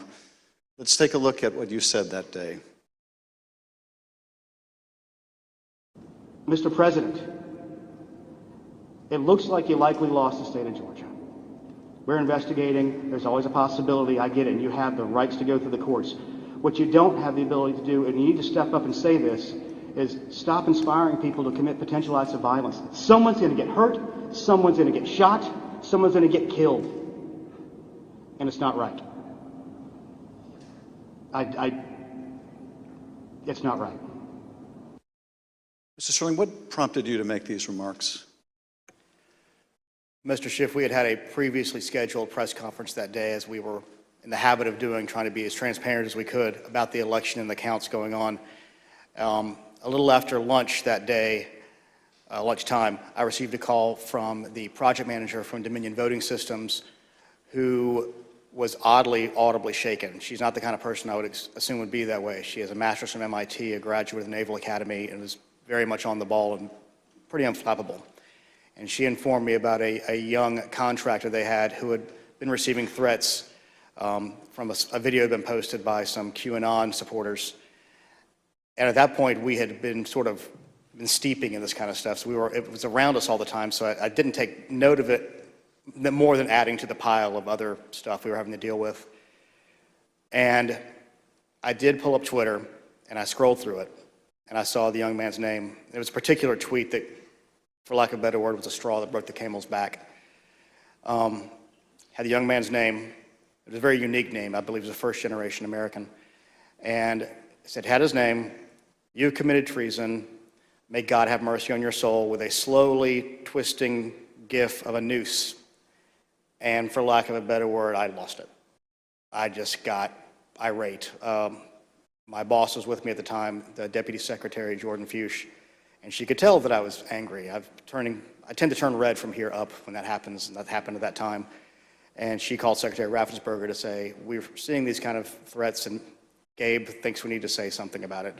And the Secretary said yes, and that's what prompted me to do what I did. I lost my temper, but it seemed necessary at the time because it was just getting worse. And I could not tell you why that particular one was the one that put me over the edge, but it did. After you made this plea to the president, did Donald Trump urge his supporters to avoid the use of violence? Not to my knowledge. Now, as we know, the president was aware of your speech because he tweeted about it later that day. Let's take a look at what the president said. In the tweet, Donald Trump claims that there was, quote, massive voter fraud in Georgia. Mr. Sterling, that was just plain false, wasn't it? Yes, sir. Nevertheless, the very next day, on December 2nd, President Trump released a lengthy video again making false claims of election fraud in Georgia. Let's take a look at what he said this time. They found thousands and thousands of votes that were out of whack, all against me. In fact, the day after Donald Trump released that video, so now we're talking just 2 days after the emotional warning that you gave that someone's going to get killed, representatives of President Trump appeared in Georgia, including Rudy Giuliani, and launched a new conspiracy theory that would take on a life of its own and threaten the lives of several innocent election workers. This story falsely alleges that sometime during election night, election workers at the State Farm Arena in Atlanta, Georgia, kicked out poll observers. After the observers left, the story goes, these workers pulled so-called suitcases of ballots from under a table and ran those ballots through counting machines multiple times. Completely without evidence, President Trump and his allies claimed that these suitcases contained as many as 18,000 ballots, all for Joe Biden. None of this was true. But Rudy Giuliani appeared before the Georgia State Senate and played a surveillance video from State Farm Arena, falsely claiming that it showed this conspiracy taking place. Here's a sample of what Mr. Giuliani had to say during that hearing. And when you look at what you saw on the video, which to me was a smoking gun, powerful smoking gun, well, I don't have to be a genius to figure out what happened. And I don't have to be a genius to figure out that those votes are not legitimate votes. You don't put legitimate votes under a table. No. Wait until you throw the opposition out, and in the middle of the night, count them. We would have to be fools to think that. President Trump's campaign amplified Giuliani's false testimony in a tweet, pushing out the video footage. Giuliani likewise pushed out his testimony on social media. As you can see in this tweet, Mr. Giuliani wrote that it was, quote, now beyond doubt, unquote, that Fulton County Democrats had stolen the election. Later in this hearing, we'll hear directly from one of the election workers in this video about the effect these lies had on her and on her family. Mr. Sterling, did the investigators in your office review the entire surveillance tape from the State Farm Arena on election night? They actually reviewed approximately 48 hours going over the time period where action was taking place at the counting center at State Farm Arena. And what did the tape actually show? Depending on which time you want to start, because as was mentioned, this conspiracy theory took on a life of its own, where they conflated a water main break that wasn't a water main break and throwing observers out and a series of other things. What it actually showed was Fulton County election workers engaging in normal ballot processing. One of the things that was very frustrating was the so-called suitcases of ballots from under the table. If you watch the entirety of the video, you saw that these were election workers who were under the impression they were going to get to go home around 10:30. People are putting on their coats. They're putting ballots that are prepared to be scanned into ballot carriers that are then sealed with tamper-proof seals so that they're not messed with. It's an interesting thing because you watch there's 4 screens of the video, and as you're watching it, you can see the election monitors in the corner with the press as they're taking these ballot carriers and putting them under the table. You see it there. One of the other hidden ones, if you looked at the actual tape, was on the outside of the table, just from the camera angle. You couldn't see it originally. And this goes under the no good deed goes unpunished. We were told that we were at GEMA, as the secretary pointed out, and we were told that it looked like they were shutting down the Fulton County counting. The secretary expressed some displeasure at that because we wanted to everybody keep counting so we could get to the results and know what was happening. So our elections director called their elections director, who was at another location because this was election day. There was 2 different places where ballot things were being done by the Fulton County office. So he called, the elections director from Fulton then called Ralph Jones, who was at the State Farm Arena, and said, "What the heck are you doing? Go ahead and stay." And as you watch the video itself, you see him take the phone call as people are putting things away and getting ready to leave. And you can tell for about 15, 20 seconds, he does not want to tell these people they have to stay. He walks over, he thinks about it for a second, you see him come back to the corner of a desk and kind of slumps his shoulders and says, "Okay, y'all, we got to keep on counting." And then you see him take their coats off, get the ballots out. And then a secondary thing that you'll see on there is you'll have people who are counting ballots who a batch will go through, they will take them off and run that through again. What happens there is a standard operating procedure. If there is a misscan, if there's a misalignment, if it doesn't read right, these are high-speed, high-capacity scanners. So 3 or 4 will go through after a misscan. You have to delete that batch and put it back through again.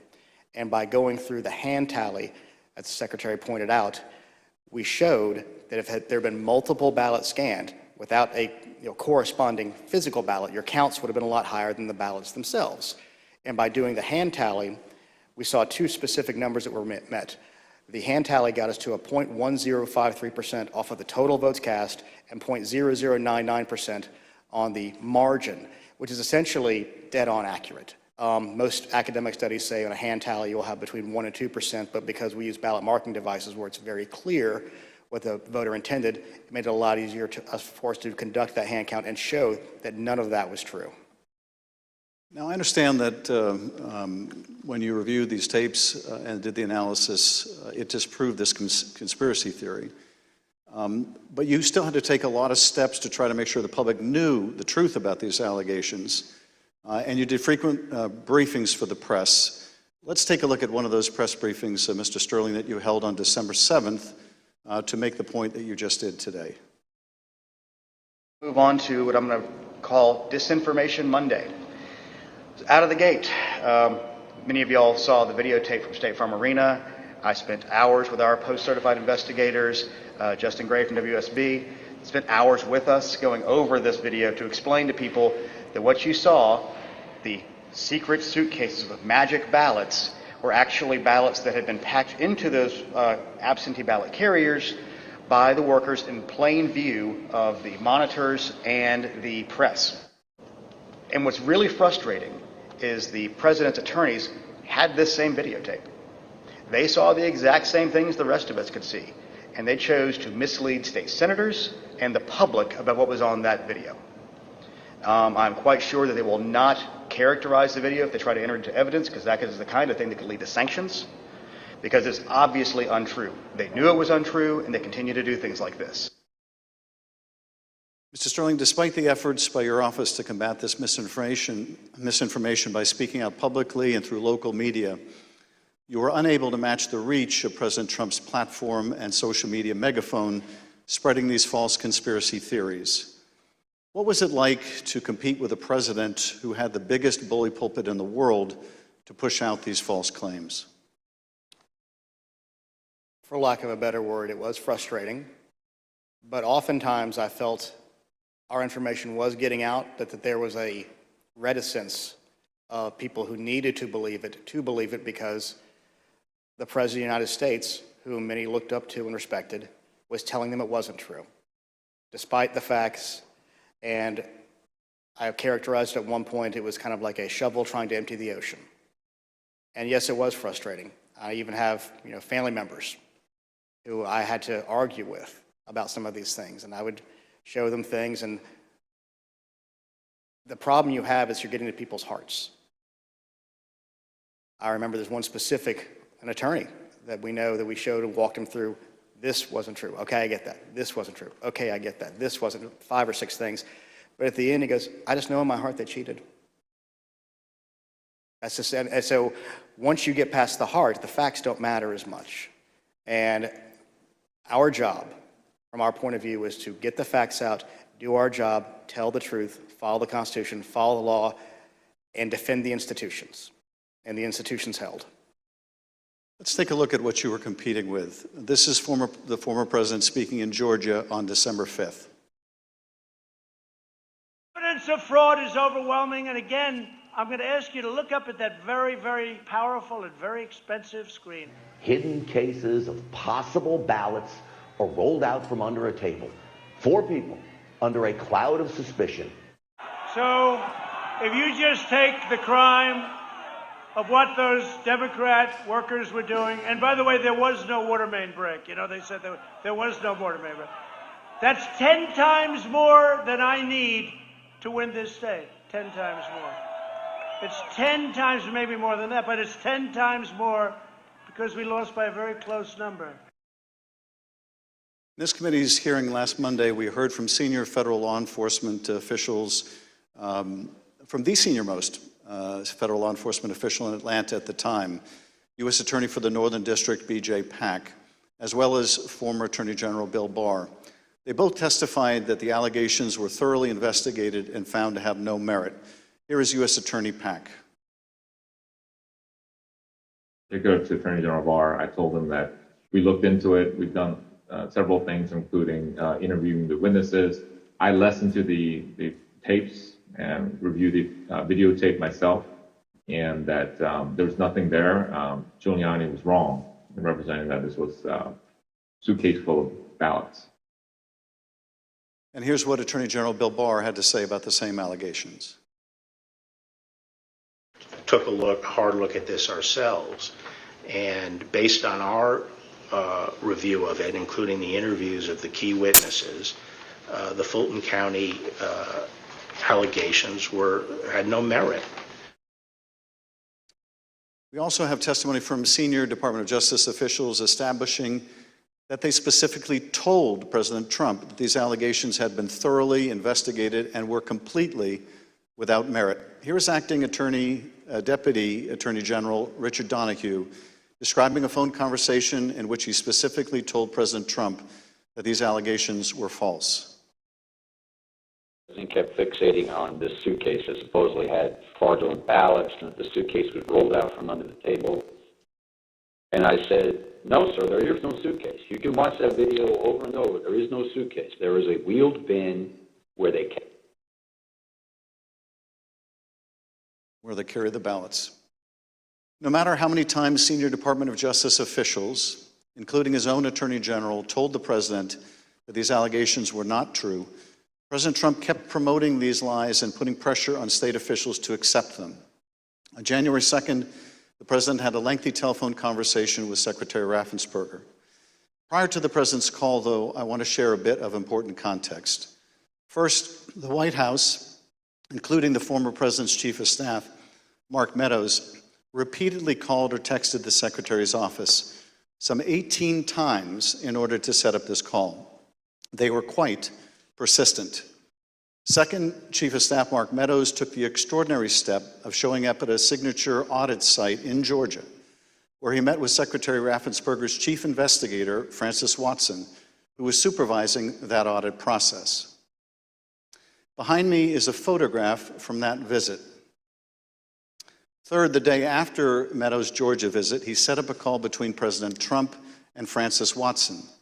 On the call between President Trump and Georgia investigator Francis Watson, the former president continued to push the false claim that he'd won the state of Georgia. Let's listen to that part of the conversation. You know, you have the most important job in the country right now, because if we win Georgia, first of all, if we win, you're going to have 2 wins. They're not going to win right now. You know, they're down because the people of Georgia are so angry at what happened to me. They know I won by hundreds of thousands of votes. It wasn't close. And in this next clip, he told this state law enforcement official that she'd be praised if she found the right answer. Hopefully, you know, I will. When the right answer comes out, you'll be praised. I mean, I don't know why. You know, they've made it so hard. They will be praised. People will say, "Great," because that's what it's about. That ability to check and to make it right, because everyone knows it's wrong. There's just no way. Mr. Raffensperger, I know you weren't on this call, but that you have listened to it. President Trump didn't win by hundreds of thousands of votes in Georgia, did he? No, he did not. I've been traveling through the state of Georgia for a year now, and simply put, in a nutshell, what happened in fall of 2020 is that 28,000 Georgians skipped the presidential race and yet they voted down ballot in other races. And the Republican congressman ended up getting 33,000 more votes than President Trump, and that's why President Trump came up short. Thank you, Mr. Secretary. The President on this call doesn't stop here. Let's listen to another part of the conversation between President Trump and Ms. Watson. Anyway, but whatever you can do, Francis, it would be, it's a great thing. It's an important thing for the country. So important. You have no idea it's so important. Well, and I very much appreciate it. Whatever you can do, Francis. This is the President of the United States calling an investigator looking into the election in which he is a candidate and asking her to do whatever you can do. Mr. Secretary, he placed this call to your chief investigator on September 23rd, 2020. The Select Committee has received text messages indicating that Mark Meadows wanted to send some of the investigators in her office, in the words of one White House aide, a shitload of POTUS stuff, including coins, actual autographed MAGA hats, etc. White House staff intervened to make sure that didn't happen. It was clear at the time of this call that the former president had his sights set on January 6th. Listen to this portion when he told Francis Watson about a very important date. Do you think they'll be working after Christmas and keep it going fast? Because, you know, we have that date of the 6th, which is a very important date. That important date, of course, was the joint session of Congress, where Georgia's electoral votes would be counted for Joe Biden. A little over a week after this call to Francis Watson, the President was finally able to speak with you, Secretary Raffensperger. Bear in mind, as we discuss this call today, that by this point in time, early January, the election in Georgia had already been certified. But perhaps more important, the President of the United States had already been told repeatedly by his own top Justice Department officials that the claims he was about to make to you about massive fraud in Georgia were completely false. Mr. Secretary, the call between you and the President lasted 67 minutes, over an hour. We obviously can't listen to the entire recording here today, although it is available on the Select Committee's website. But we'll listen to selected excerpts of it now so that we can get your insights. Let's begin with the President raising the thoroughly debunked allegations of suitcases of ballots. In an official voter box, they were in what looked to be suitcases or trunks, suitcases, but they weren't in voter boxes. The minimum number it could be, because we watched it and they watched it certified in slow motion, instant replay, if you can believe it, but had slow motion and it was magnified many times over. And the minimum it was 18,000 ballots, all for Biden. These are the allegations that the Department of Justice, the Attorney General, the Georgia Bureau of Investigation, and your office had all said were false. Is that right? Correct. And even more importantly, when B.J. Pack resigned as U.S. Attorney of the Northern District, President Trump appointed as acting U.S. Attorney of the Northern District, Bobby Christine. And Bobby Christine looked at that, and he was quoted in the AJC that he found nothing. And he dismissed that case early also. Thank you, Mr. Secretary. The President references suitcases or trunks.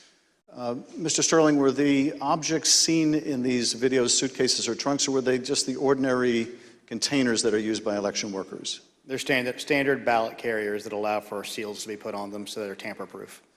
And finally, the President claims that there was a minimum of 18,000 ballots somehow smuggled in, all for Biden. I take it, gentlemen, that was also categorically false? There's no physical way he can know who those ballots were for, but secondarily, Fulton County for years has been an issue in our state when it comes to elections. So they had a very difficult time during the primary, in large part because of COVID. So we had put them under a consent decree the Secretary got negotiated, where we had a monitor on site. And his name was Carter Jones, and he took a notation. He had gone from State Farm to the English Street warehouse to look at election day activities, but before he left the State Farm Arena, he noted how many ballots had been counted on each one of the machines. And when he came back after we found out they were working again, he took note again when they closed. And I believe the final number was something around 8,900 total ballots were scanned from the time he left to the time about 12:30 or 1 o'clock in the morning. So way below 18,000. Let's play the next clip. I heard it was close. I said, there's no way. But they dropped a lot of votes in there late at night. You know that, Brad. Mr. Secretary, did somebody drop a lot of votes there late at night? No. I believe that the president was referring to some of the counties when they would upload, but the ballots had all been accepted and had to be accepted by state law by 7 p.m. So there were no additional ballots accepted after 7 p.m. Let's play the next clip in which the president makes claims about so-called dead voters. The other thing, dead people. So dead people voted. And I think the number is in the close to 5,000 people. And they went to obituaries, they went to all sorts of methods to come up with an accurate number, and a minimum is close to about 5,000 voters. Mr. Secretary, did your office investigate whether those allegations were accurate? Did 5,000 dead people in Georgia vote? No, it's not accurate. And actually, in their lawsuits, they alleged 10,315 dead people. We found 2 dead people when I wrote my letter to Congress that stated January 6th. And subsequent to that, we found 2 more. That's 1, 2, 3, 4 people, not 4,000, but just a total of 4, not 10,000, not 5,000. Let's play the next clip. And there's nothing wrong with saying that, you know, that you've recalculated, because the 2,236 and absentee ballots, I mean, they're all exact numbers that were done by accounting firms, law firms, etc. And even if you cut them in half, and cut them in half again, it's more votes than we need.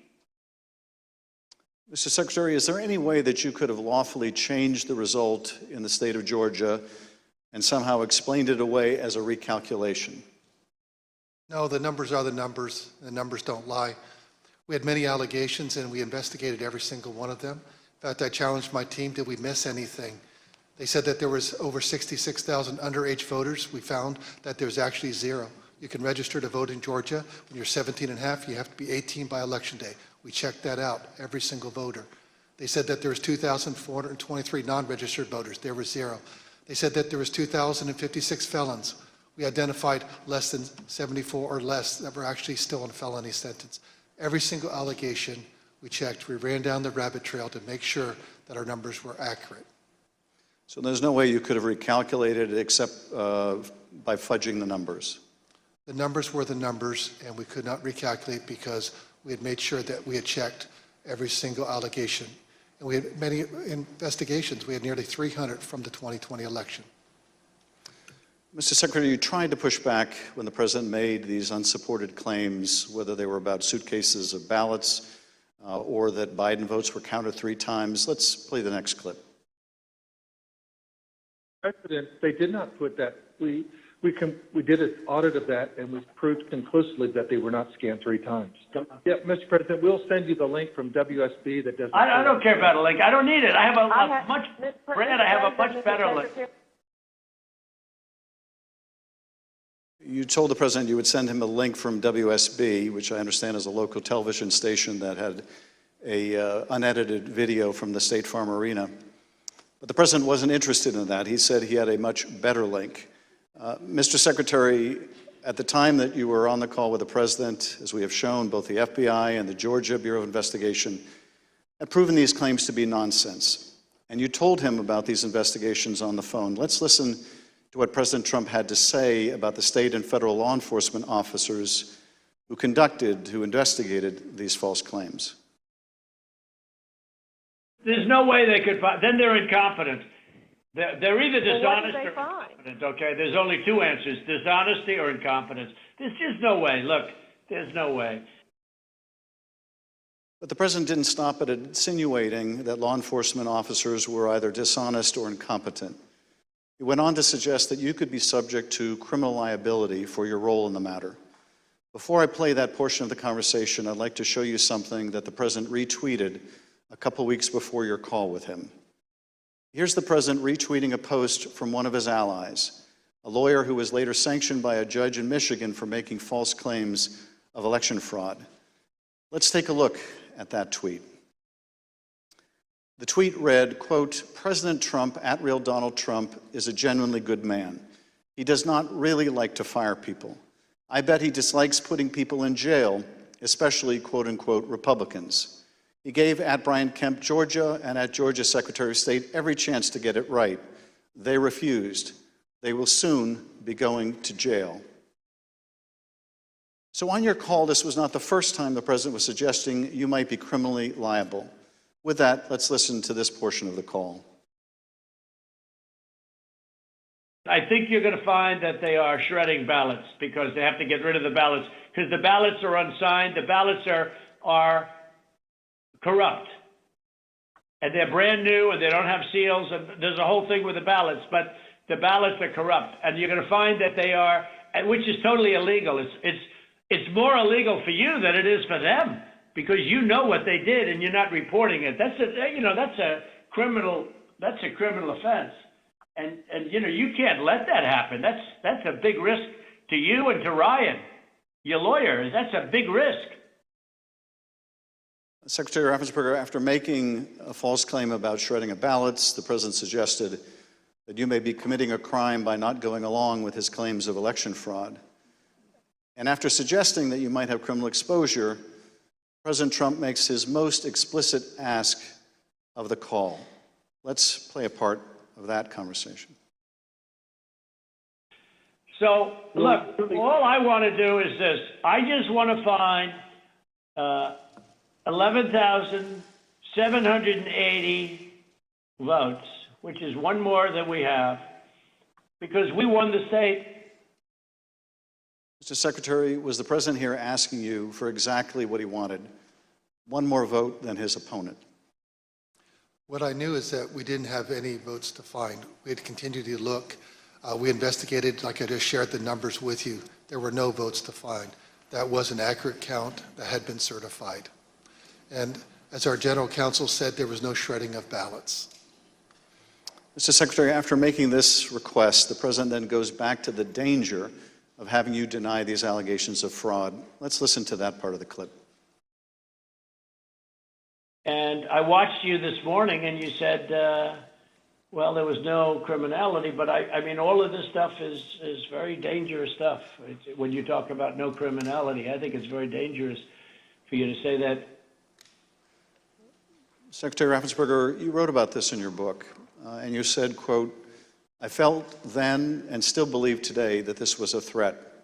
Others obviously thought so too, because some of Trump's more radical followers have responded as if it was their duty to carry out this threat. Please tell us what you, your wife, even your daughter-in-law experienced regarding threats from Trump's more radical followers.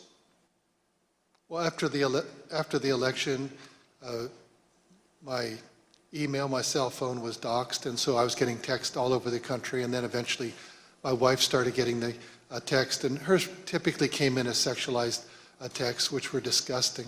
You have to understand that Trish and I, we met in high school, and we've been married over 40 years now, and so they started going after her, I think, just to probably put pressure on me. Why don't you just quit, walk away? And so that happened, and then some people broke into my daughter-in-law's home, and my son has passed, and she's a widow and has 2 kids, and so we're very concerned about her safety also. And Mr. Secretary, why didn't you just quit and walk away? Because I knew that we had followed the law and we had followed the Constitution, and I think sometimes moments require you to stand up and just take the shots when you're doing your job, and that's all we did. You know, we just followed the law and we followed the Constitution. And at the end of the day, President Trump came up short. But I had to be faithful to the Constitution. And that's what I swore an oath to do. During the remainder of the call, the former president continued to press you to find the remaining votes that would ensure his victory in Georgia. Let's listen to a little more. Why wouldn't you want to find the right answer, Brad, instead of keep saying that the numbers are right? So look, can you get together tomorrow? And Brad, we just want the truth. It's simple. And everyone's going to look very good if the truth comes out. It's okay. It takes a little while, but let the truth come out. And the real truth is I won by 400,000 votes, at least. So what are we going to do here, folks? I only need 11,000 votes. Fellas, I need 11,000 votes. Give me a break. 4 days after the president's call to Secretary Raffensperger was January 6th. The president whipped up the crowd in front of the ellipse, once again promoting the allegation that Secretary Raffensperger, the president's own attorney general, had told him was false. Here he is on the ellipse. In Fulton County, Republican poll watchers were ejected, in some cases physically, from the room under the false pretense of a pipe burst, water main burst, everybody leave, which we now know was a total lie. Then election officials pulled boxes, Democrats, and suitcases of ballots out from under a table, you all saw it on television, totally fraudulent, and illegally scanned them for nearly 2 hours, totally unsupervised. Tens of thousands of votes. This act coincided with a mysterious vote dump of up to 100,000 votes for Joe Biden, almost none for Trump. Oh, that sounds fair. That was at 1:34 a.m. Mr. Secretary, Mr. Sterling, I want to thank you for your service to the state of Georgia and to the country. Speaker Bowers, likewise, I want to thank you for your service to the state of Arizona and to the country. You have served not only your home states, but our nation and our democracy. Mr. Chairman, I yield back. Thank you, Mr. Schiff. I thank the witnesses for joining us today. You're now dismissed.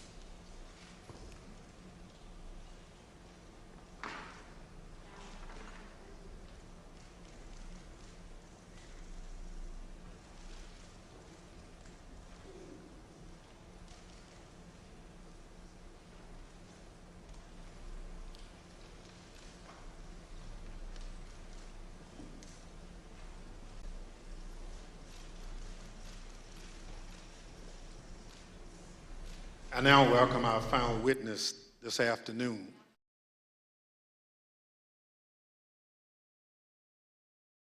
Andrea Shea Moss. Ms. Moss worked in the Department of Registration and Elections in Fulton County, Georgia, from 2017 until 2022. In that job, Ms. Moss handled voter applications and absentee ballot requests, and also helped to process the vote count for several elections. In December 2020, Ms. Moss and her mother, Ms. Ruby Freeman, became the target of nasty lies spread by President Trump and his allies as they sought to overturn the election results in Georgia. Ms. Moss and her mother, Ms. Freeman, are two of the unsung heroes in this country, doing the hard work of keeping our democracy functioning for every American. Ms. Moss, welcome. Thank you for your service, and I thank you for being here today. I will now swear you in. Please stand.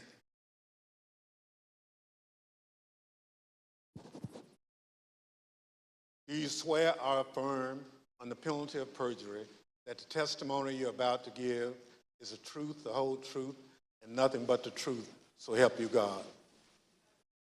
Thank you. Please be seated. Let the record reflect that the witness answered in the affirmative. Ms. Moss, thank you very much for being here today. I understand that you are here along with your mother today. Would you like to introduce your mama?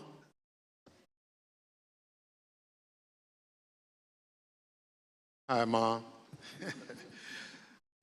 Ms. Moss, today we'll be asking you about some of the threats that you received following the 2020 election. Since you've been an election worker for over 10 years, I want to ask you, in your decade of service, had you ever experienced threats like these before?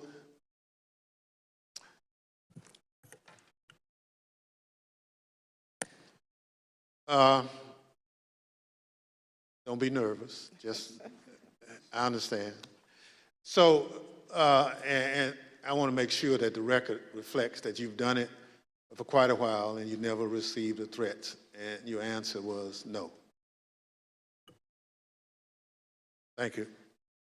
Pursuant to Section 5C8 of the House Resolution 503, the chair recognizes the gentleman from California, Mr. Schiff, for questions. Good afternoon, Ms. Moss. Thank you for being here. I understand that you were employed by the Fulton County Registration and Elections Department for more than 10 years, and I understand that you love that job.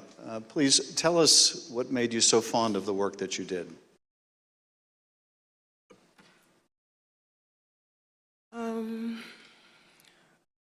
Well, I've always been told by my grandmother how important it is to vote, and how people before me, a lot of people, older people in my family, did not have that right. So what I loved most about my job were the older voters. Younger people could usually do everything from their phone or go online, but the older voters like to call, they like to talk to you, they like to get my card, they like to know that every election I'm here. And like even college students, a lot of parents trust in me to make sure their child does not have to drive home. They'll get an absentee ballot, they can vote, and I really found pleasure in that. I liked being the one that, you know, if someone can't navigate my voter page, or, you know, they want a new precinct card and they don't have a copy machine or a computer or all of that, I could put it in the mail for them. I was excited always about sending out all the absentee ballots for the elderly and disabled people. I even remember driving to an hospital to give someone her absentee application. That's what I love the most. So you really enjoyed helping people vote and participate, and that was something, the right to vote, that your grandmother taught you was precious. Yes. Well, I know the events that we're here to talk about today are incredibly difficult to relive. Your proud service as an election worker took a dramatic turn on the day that Rudy Giuliani publicized a video of you and your mother counting ballots on election night. President Trump, Rudy Giuliani, and others claimed on the basis of this video that you and your mother were somehow involved in a plot to kick out observers, bring suitcases of false ballots for Biden into the arena, and then run them through the machines multiple times. None of that was true, was it? None of it. I'd like to show you some of the statements that Rudy Giuliani made in a second hearing before the Georgia State Legislators, a week after that video clip from State Farm Arena was first circulated by Mr. Giuliani and President Trump. I want to advise viewers that these statements are completely false and also deeply disturbing. Tape earlier in the day of Ruby Freeman and Shea Freeman Moss and one other gentleman quite obviously surreptitiously passing around USB ports as if they're vials of heroin or cocaine. I mean, it's obvious to anyone who's a criminal investigator or prosecutor they are engaged in surreptitious illegal activity again that day. And that's a week ago, and they're still walking around Georgia lying. They should have been questioned already. Their places of work, their homes should have been searched for evidence of ballots, for evidence of USB ports, for evidence of voter fraud. That video was from Rudy Giuliani's appearance at a Georgia State Senate hearing on December 10. How did you first become aware that Rudy Giuliani, the president's lawyer, was accusing you and your mother of a crime?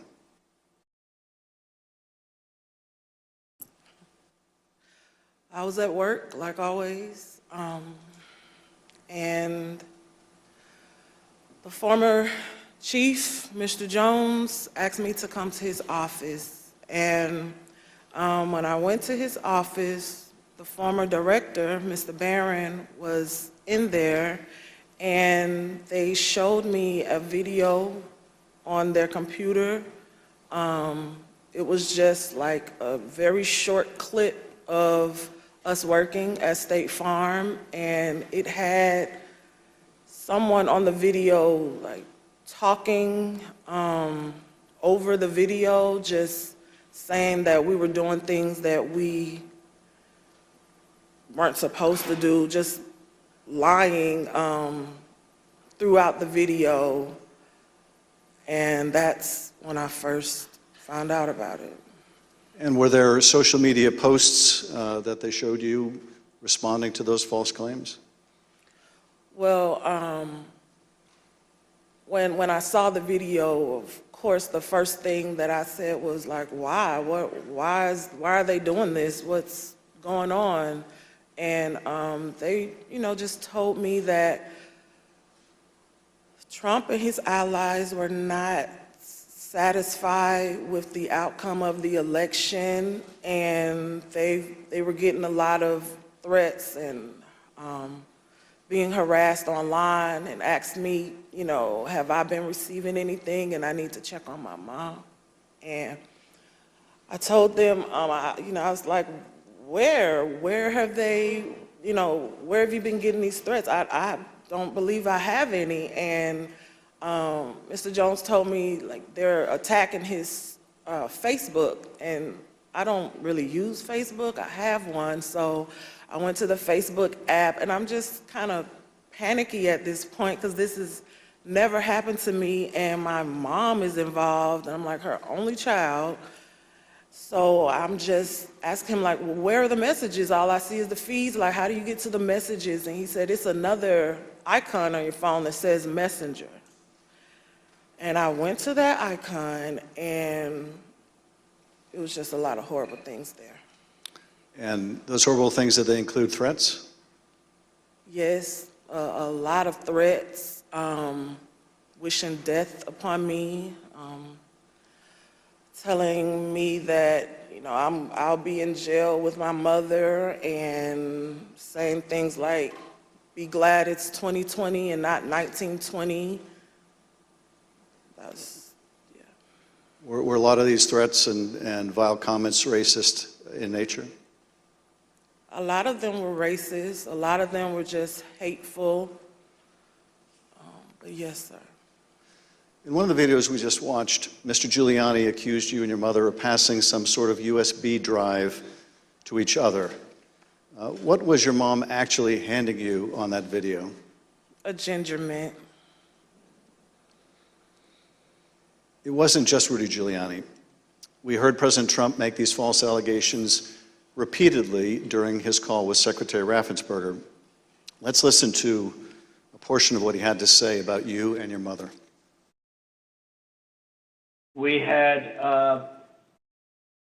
at least 18,000, that's on tape. We had them counted very painstakingly, 18,000 voters having to do with Ruby Freeman. She's a vote scammer, a professional vote scammer and hustler. Donald Trump attacked you and your mother using her name 18 times on that call. 18 times. Ms. Moss, can you describe what you experienced listening to former President Trump attack you and your mother in a call with the Georgia Secretary of State? I felt horrible. I felt like it was all my fault. Like, if I would have never decided to be an elections worker, like, I could have done anything else, but that's what I decided to do. And now people are lying and spreading rumors and lies and attacking my mom. I'm her only child. Going to my grandmother's house. I'm her only grandchild. And my kid. It's just, I felt so bad. I just felt bad for my mom, and I felt horrible for picking this job and being the one that always wants to help and always there, and never missing out one election. I just felt like it was my fault for putting my family in this situation. Well, it wasn't your fault. Your mother was kind enough to come speak with us earlier. Let's listen to her story in her words. My name is Ruby Freeman. I've always believed that when God says that he'll make your name great, but this is not the way it was supposed to be. I could have never imagined the events that followed the presidential election 2020. For my entire professional life, I was Lady Ruby. My community in Georgia, where I was born and lived my whole life, knew me as Lady Ruby. I built my own business around that name, La Ruby's Unique Treasures, a pop-up shop catering to ladies with unique fashions. I wore a shirt that proudly proclaimed that I was, and I am, Lady Ruby. Actually, I had that shirt on. I had that shirt in every color. I wore that shirt on Election Day 2020. I haven't worn it since, and I'll never wear it again. Now I won't even introduce myself by my name anymore. I get nervous when I bump into someone I know in the grocery store who says my name. I'm worried about who's listening. I get nervous when I have to give my name for food orders. I'm always concerned of who's around me. I've lost my name, and I've lost my reputation. I've lost my sense of security, all because a group of people, starting with number 45 and his ally, Rudy Giuliani, decided to scapegoat me and my daughter, Shea, to push their own lies about how the presidential election was stolen. Ms. Moss, how has this experience of being targeted by the former president and his allies affected your life? It's turned my life upside down. I no longer give out my business card. I don't transfer calls. I don't want anyone knowing my name. I don't want to go anywhere with my mom because she might yell my name out over the grocery aisle or something. I don't go to the grocery store at all. I haven't been anywhere at all. I've gained about 60 pounds. I just don't do nothing anymore. I don't want to go anywhere. I second guess everything that I do. It's affecting my life in a major way. In every way, all because of lies. For me doing my job, same thing I've been doing forever.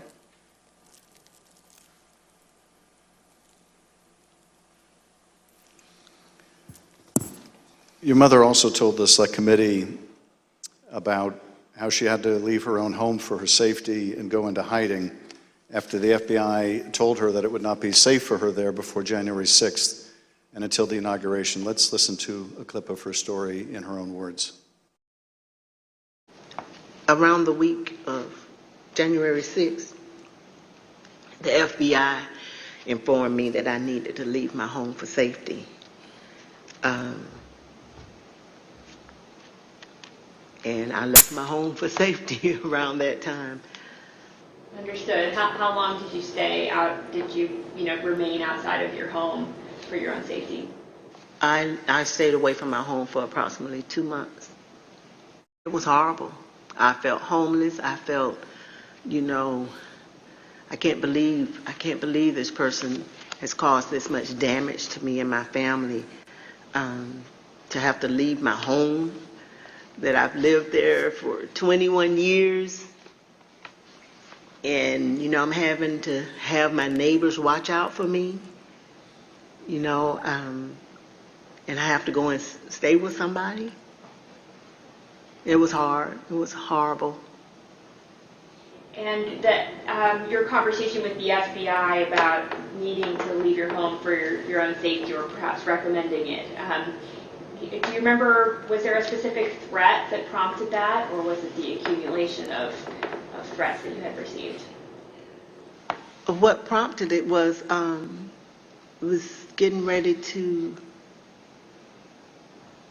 January 6th was about to come.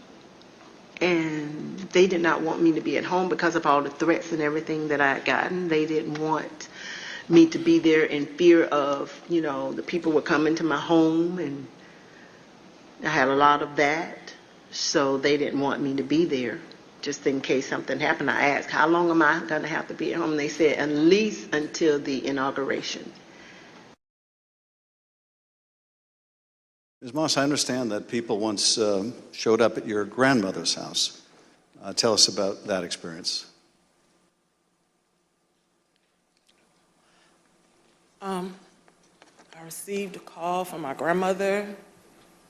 This woman is my everything. I've never even heard her or seen her cry ever in my life. And she called me screaming at the top of her lungs, like, Shea, Shea, oh my God, Shea, just freaking me out, saying that there were people at her home, and they, you know, they knocked on the door, and of course she opened it and seeing who was there, who it was, and they just started pushing their way through, claiming that they were coming in to make a citizen's arrest. They needed to find me and my mom. They knew we were there. And she was just screaming and didn't know what to do. And I wasn't there, so, you know, I just felt so helpless and so horrible for her. And she was just screaming. I told her to close the door. Don't open the door for anyone. And you know, she's a 70-something, I won't say year-old woman, and she doesn't like having restrictions. She wants to answer the door. She likes to get her steps in, walking around the neighborhood, and I had to tell her, like, you can't do that. You have to be safe. You know, and she would tell me that at night, people would just continuously send pizzas over and over to her home, you know, and they were expecting her to pay for these large amounts of pizzas, and she went through a lot that she didn't have to. And once again, it made me just feel so horrible. In addition to the personal impact this experience has had on you and your family, one of the things that I find most disturbing is how these lies discourage longtime election workers from continuing to do this important work.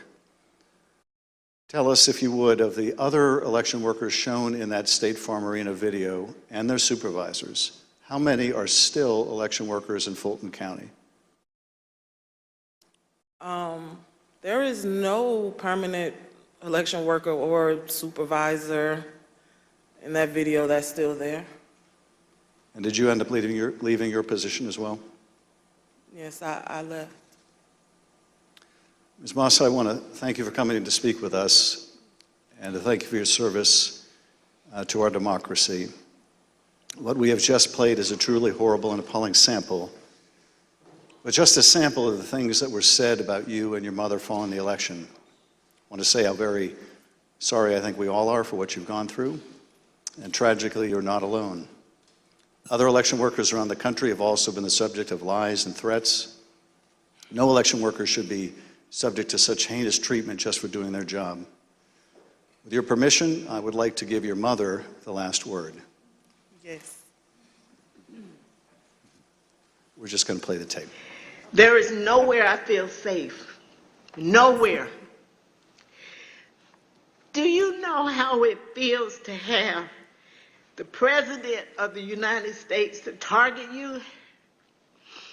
The President of the United States is supposed to represent every American, not to target one. But he targeted me, Lady Ruby, a small business owner, a mother, a proud American citizen who stand up to help Fulton County run an election in the middle of the pandemic. Thank you, Ms. Moss. Thank you, Ms. Freeman, or as America now knows her, Lady Ruby, for your service to Fulton County, Georgia, our country, and our democracy. Mr. Chairman, I yield back. Thank you, Mr. Schiff. Ms. Moss? Yes, sir. I want to thank you for sharing with us the very troubling story of what you and your mother experienced.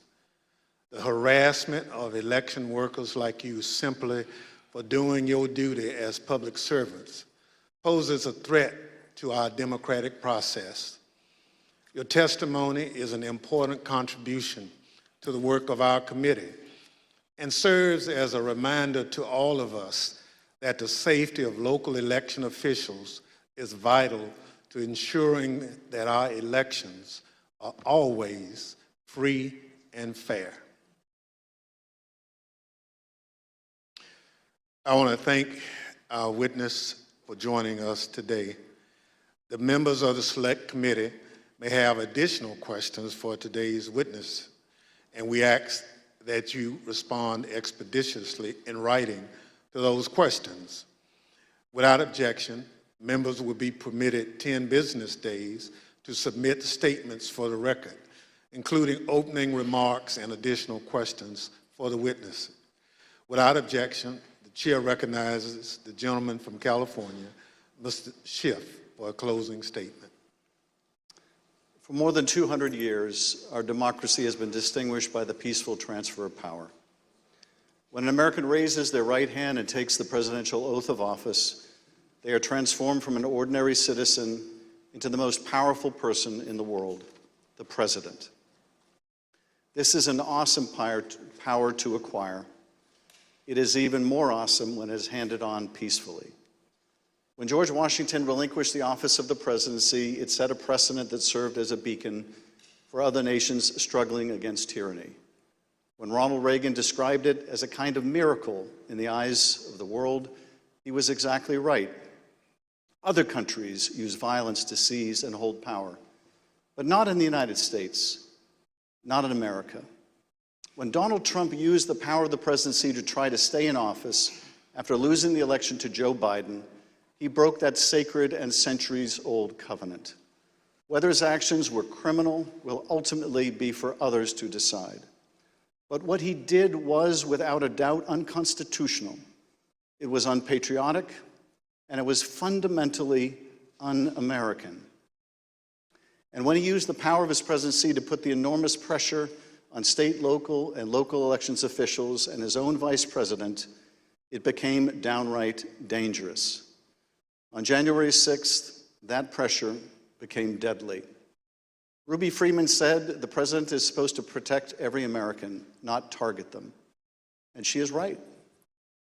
If the most powerful person in the world can bring the full weight of the presidency down on an ordinary citizen who is merely doing her job with a lie as big and heavy as a mountain, who among us is safe? None of us is. None of us. In city councils and town councils, on school boards and election boards, from the Congress to the courts, dedicated public servants are leaving their posts because of death threats to them and to their families. This is not who we are. It must not become who we are.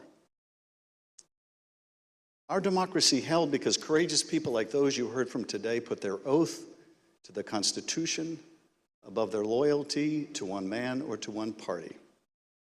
The system held, but barely, and the question remains, will it hold again? If we are able to communicate anything during these hearings, I hope it is this: we have been blessed beyond measure to live in the world's greatest democracy. That is a legacy to be proud of and to cherish, but it is not one to be taken for granted. That we have lived in a democracy for more than 200 years does not mean we shall do so tomorrow. We must reject violence. We must embrace our Constitution with the reverence it deserves, take our oath of office and duties as citizens seriously, informed by the knowledge of right and wrong, and armed with no more than the power of our ideas and the truth, carry on this venerable experiment in self-governance. Thank you, Mr. Chairman, and I yield back. Without objection, the chair recognizes the gentlewoman from Wyoming, Ms. Chaney, for a closing statement. Thank you very much, Mr. Chairman. Lady Ruby and Shea, thank you for your courage. Thank you for your strength. Thank you for being here today. It means so much for everyone to hear your story, so thank you for that. We have had tremendous testimony today. We've been reminded that we're a nation of laws, and we've been reminded by you and by Speaker Bowers and Secretary of State Raffensperger and Mr. Sterling that our institutions don't defend themselves. Individuals do that. And we've reminded that it takes public servants. It takes people who've made a commitment to our system to defend our system. We also have been reminded what it means to take an oath under God to the Constitution, what it means to defend the Constitution. And we were reminded by Speaker Bowers that our Constitution is indeed a divinely inspired document. And so it's been an honor to spend time with you and with our previous witnesses here today. To date, more than 30 witnesses called before this committee have not done what you've done, but have invoked their Fifth Amendment rights against self-incrimination. Roger Stone took the Fifth, General Michael Flynn took the Fifth, John Eastman took the Fifth. Others, like Steve Bannon and Peter Navarro, simply refused to comply with lawful subpoenas, and they have been indicted. Mark Meadows has hidden behind President Trump's claims of executive privilege and immunity from subpoenas. We're engaged now in litigation with Mr. Meadows. The American people in our hearings have heard from Bill Barr, Jeff Rosen, Richard Donahue, and many others who stood up and did what is right. And they will hear more of that testimony soon. But the American people have not yet heard from Mr. Trump's former White House counsel, Pat Cipollone. Our committee is certain that Donald Trump does not want Mr. Cipollone to testify here. Indeed, our evidence shows that Mr. Cipollone and his office tried to do what was right. They tried to stop a number of President Trump's plans for January 6th. Today, and in our coming hearings, you will hear testimony from other Trump White House staff explaining what Mr. Cipollone said and did, including on January 6th. But we think the American people deserve to hear from Mr. Cipollone personally. He should appear before this committee, and we are working to secure his testimony. Thank you, Mr. Chairman. I yield back. People answer the call to public service in such different ways. Some run for office. Some volunteer to make sure their neighbors can get to their voting locations. Some work at polling sites to help election day go smoothly. Some look into problems to guarantee our elections are secure and accurate, just to name a few. As I mentioned at the start of this hearing, when we talk about our democratic institutions, we're talking about these individuals and many others who do these jobs across the country. They represent the backbone of our democracy at its most important moments, when the citizens cast their votes and when those votes are counted. We've heard the stories of their courage. They've earned the thanks of a grateful nation. But for Donald Trump, these witnesses and others like them were another roadblock to his attempt to cling to power. On Thursday, we'll hear about another part of that scheme, his attempt to corrupt the country's top law enforcement body the Justice Department to support his attempt to overturn the election. Just as we heard today that Donald Trump was deeply involved in a scheme to pressure state officials to overturn the election results, we will hear on Thursday that Donald Trump was also the driving force behind the effort to corrupt the Justice Department. Listen to this clip from the former acting Attorney General, Richard Donahue. The president said, suppose I do this. Suppose I replace him, Jeff Rosen, with him, Jeff Clark. What do you do? And I said, sir, I would resign immediately. There is no way I'm serving 1 minute under this guy, Jeff Clark. You'll hear from Mr. Donahue in person on Thursday as my colleague, Mr. Kinzinger, presents details about this plan. The chair requests those in the hearing room remain seated until the Capitol Police have escorted members from the room. Without objection, the committee stands adjourned.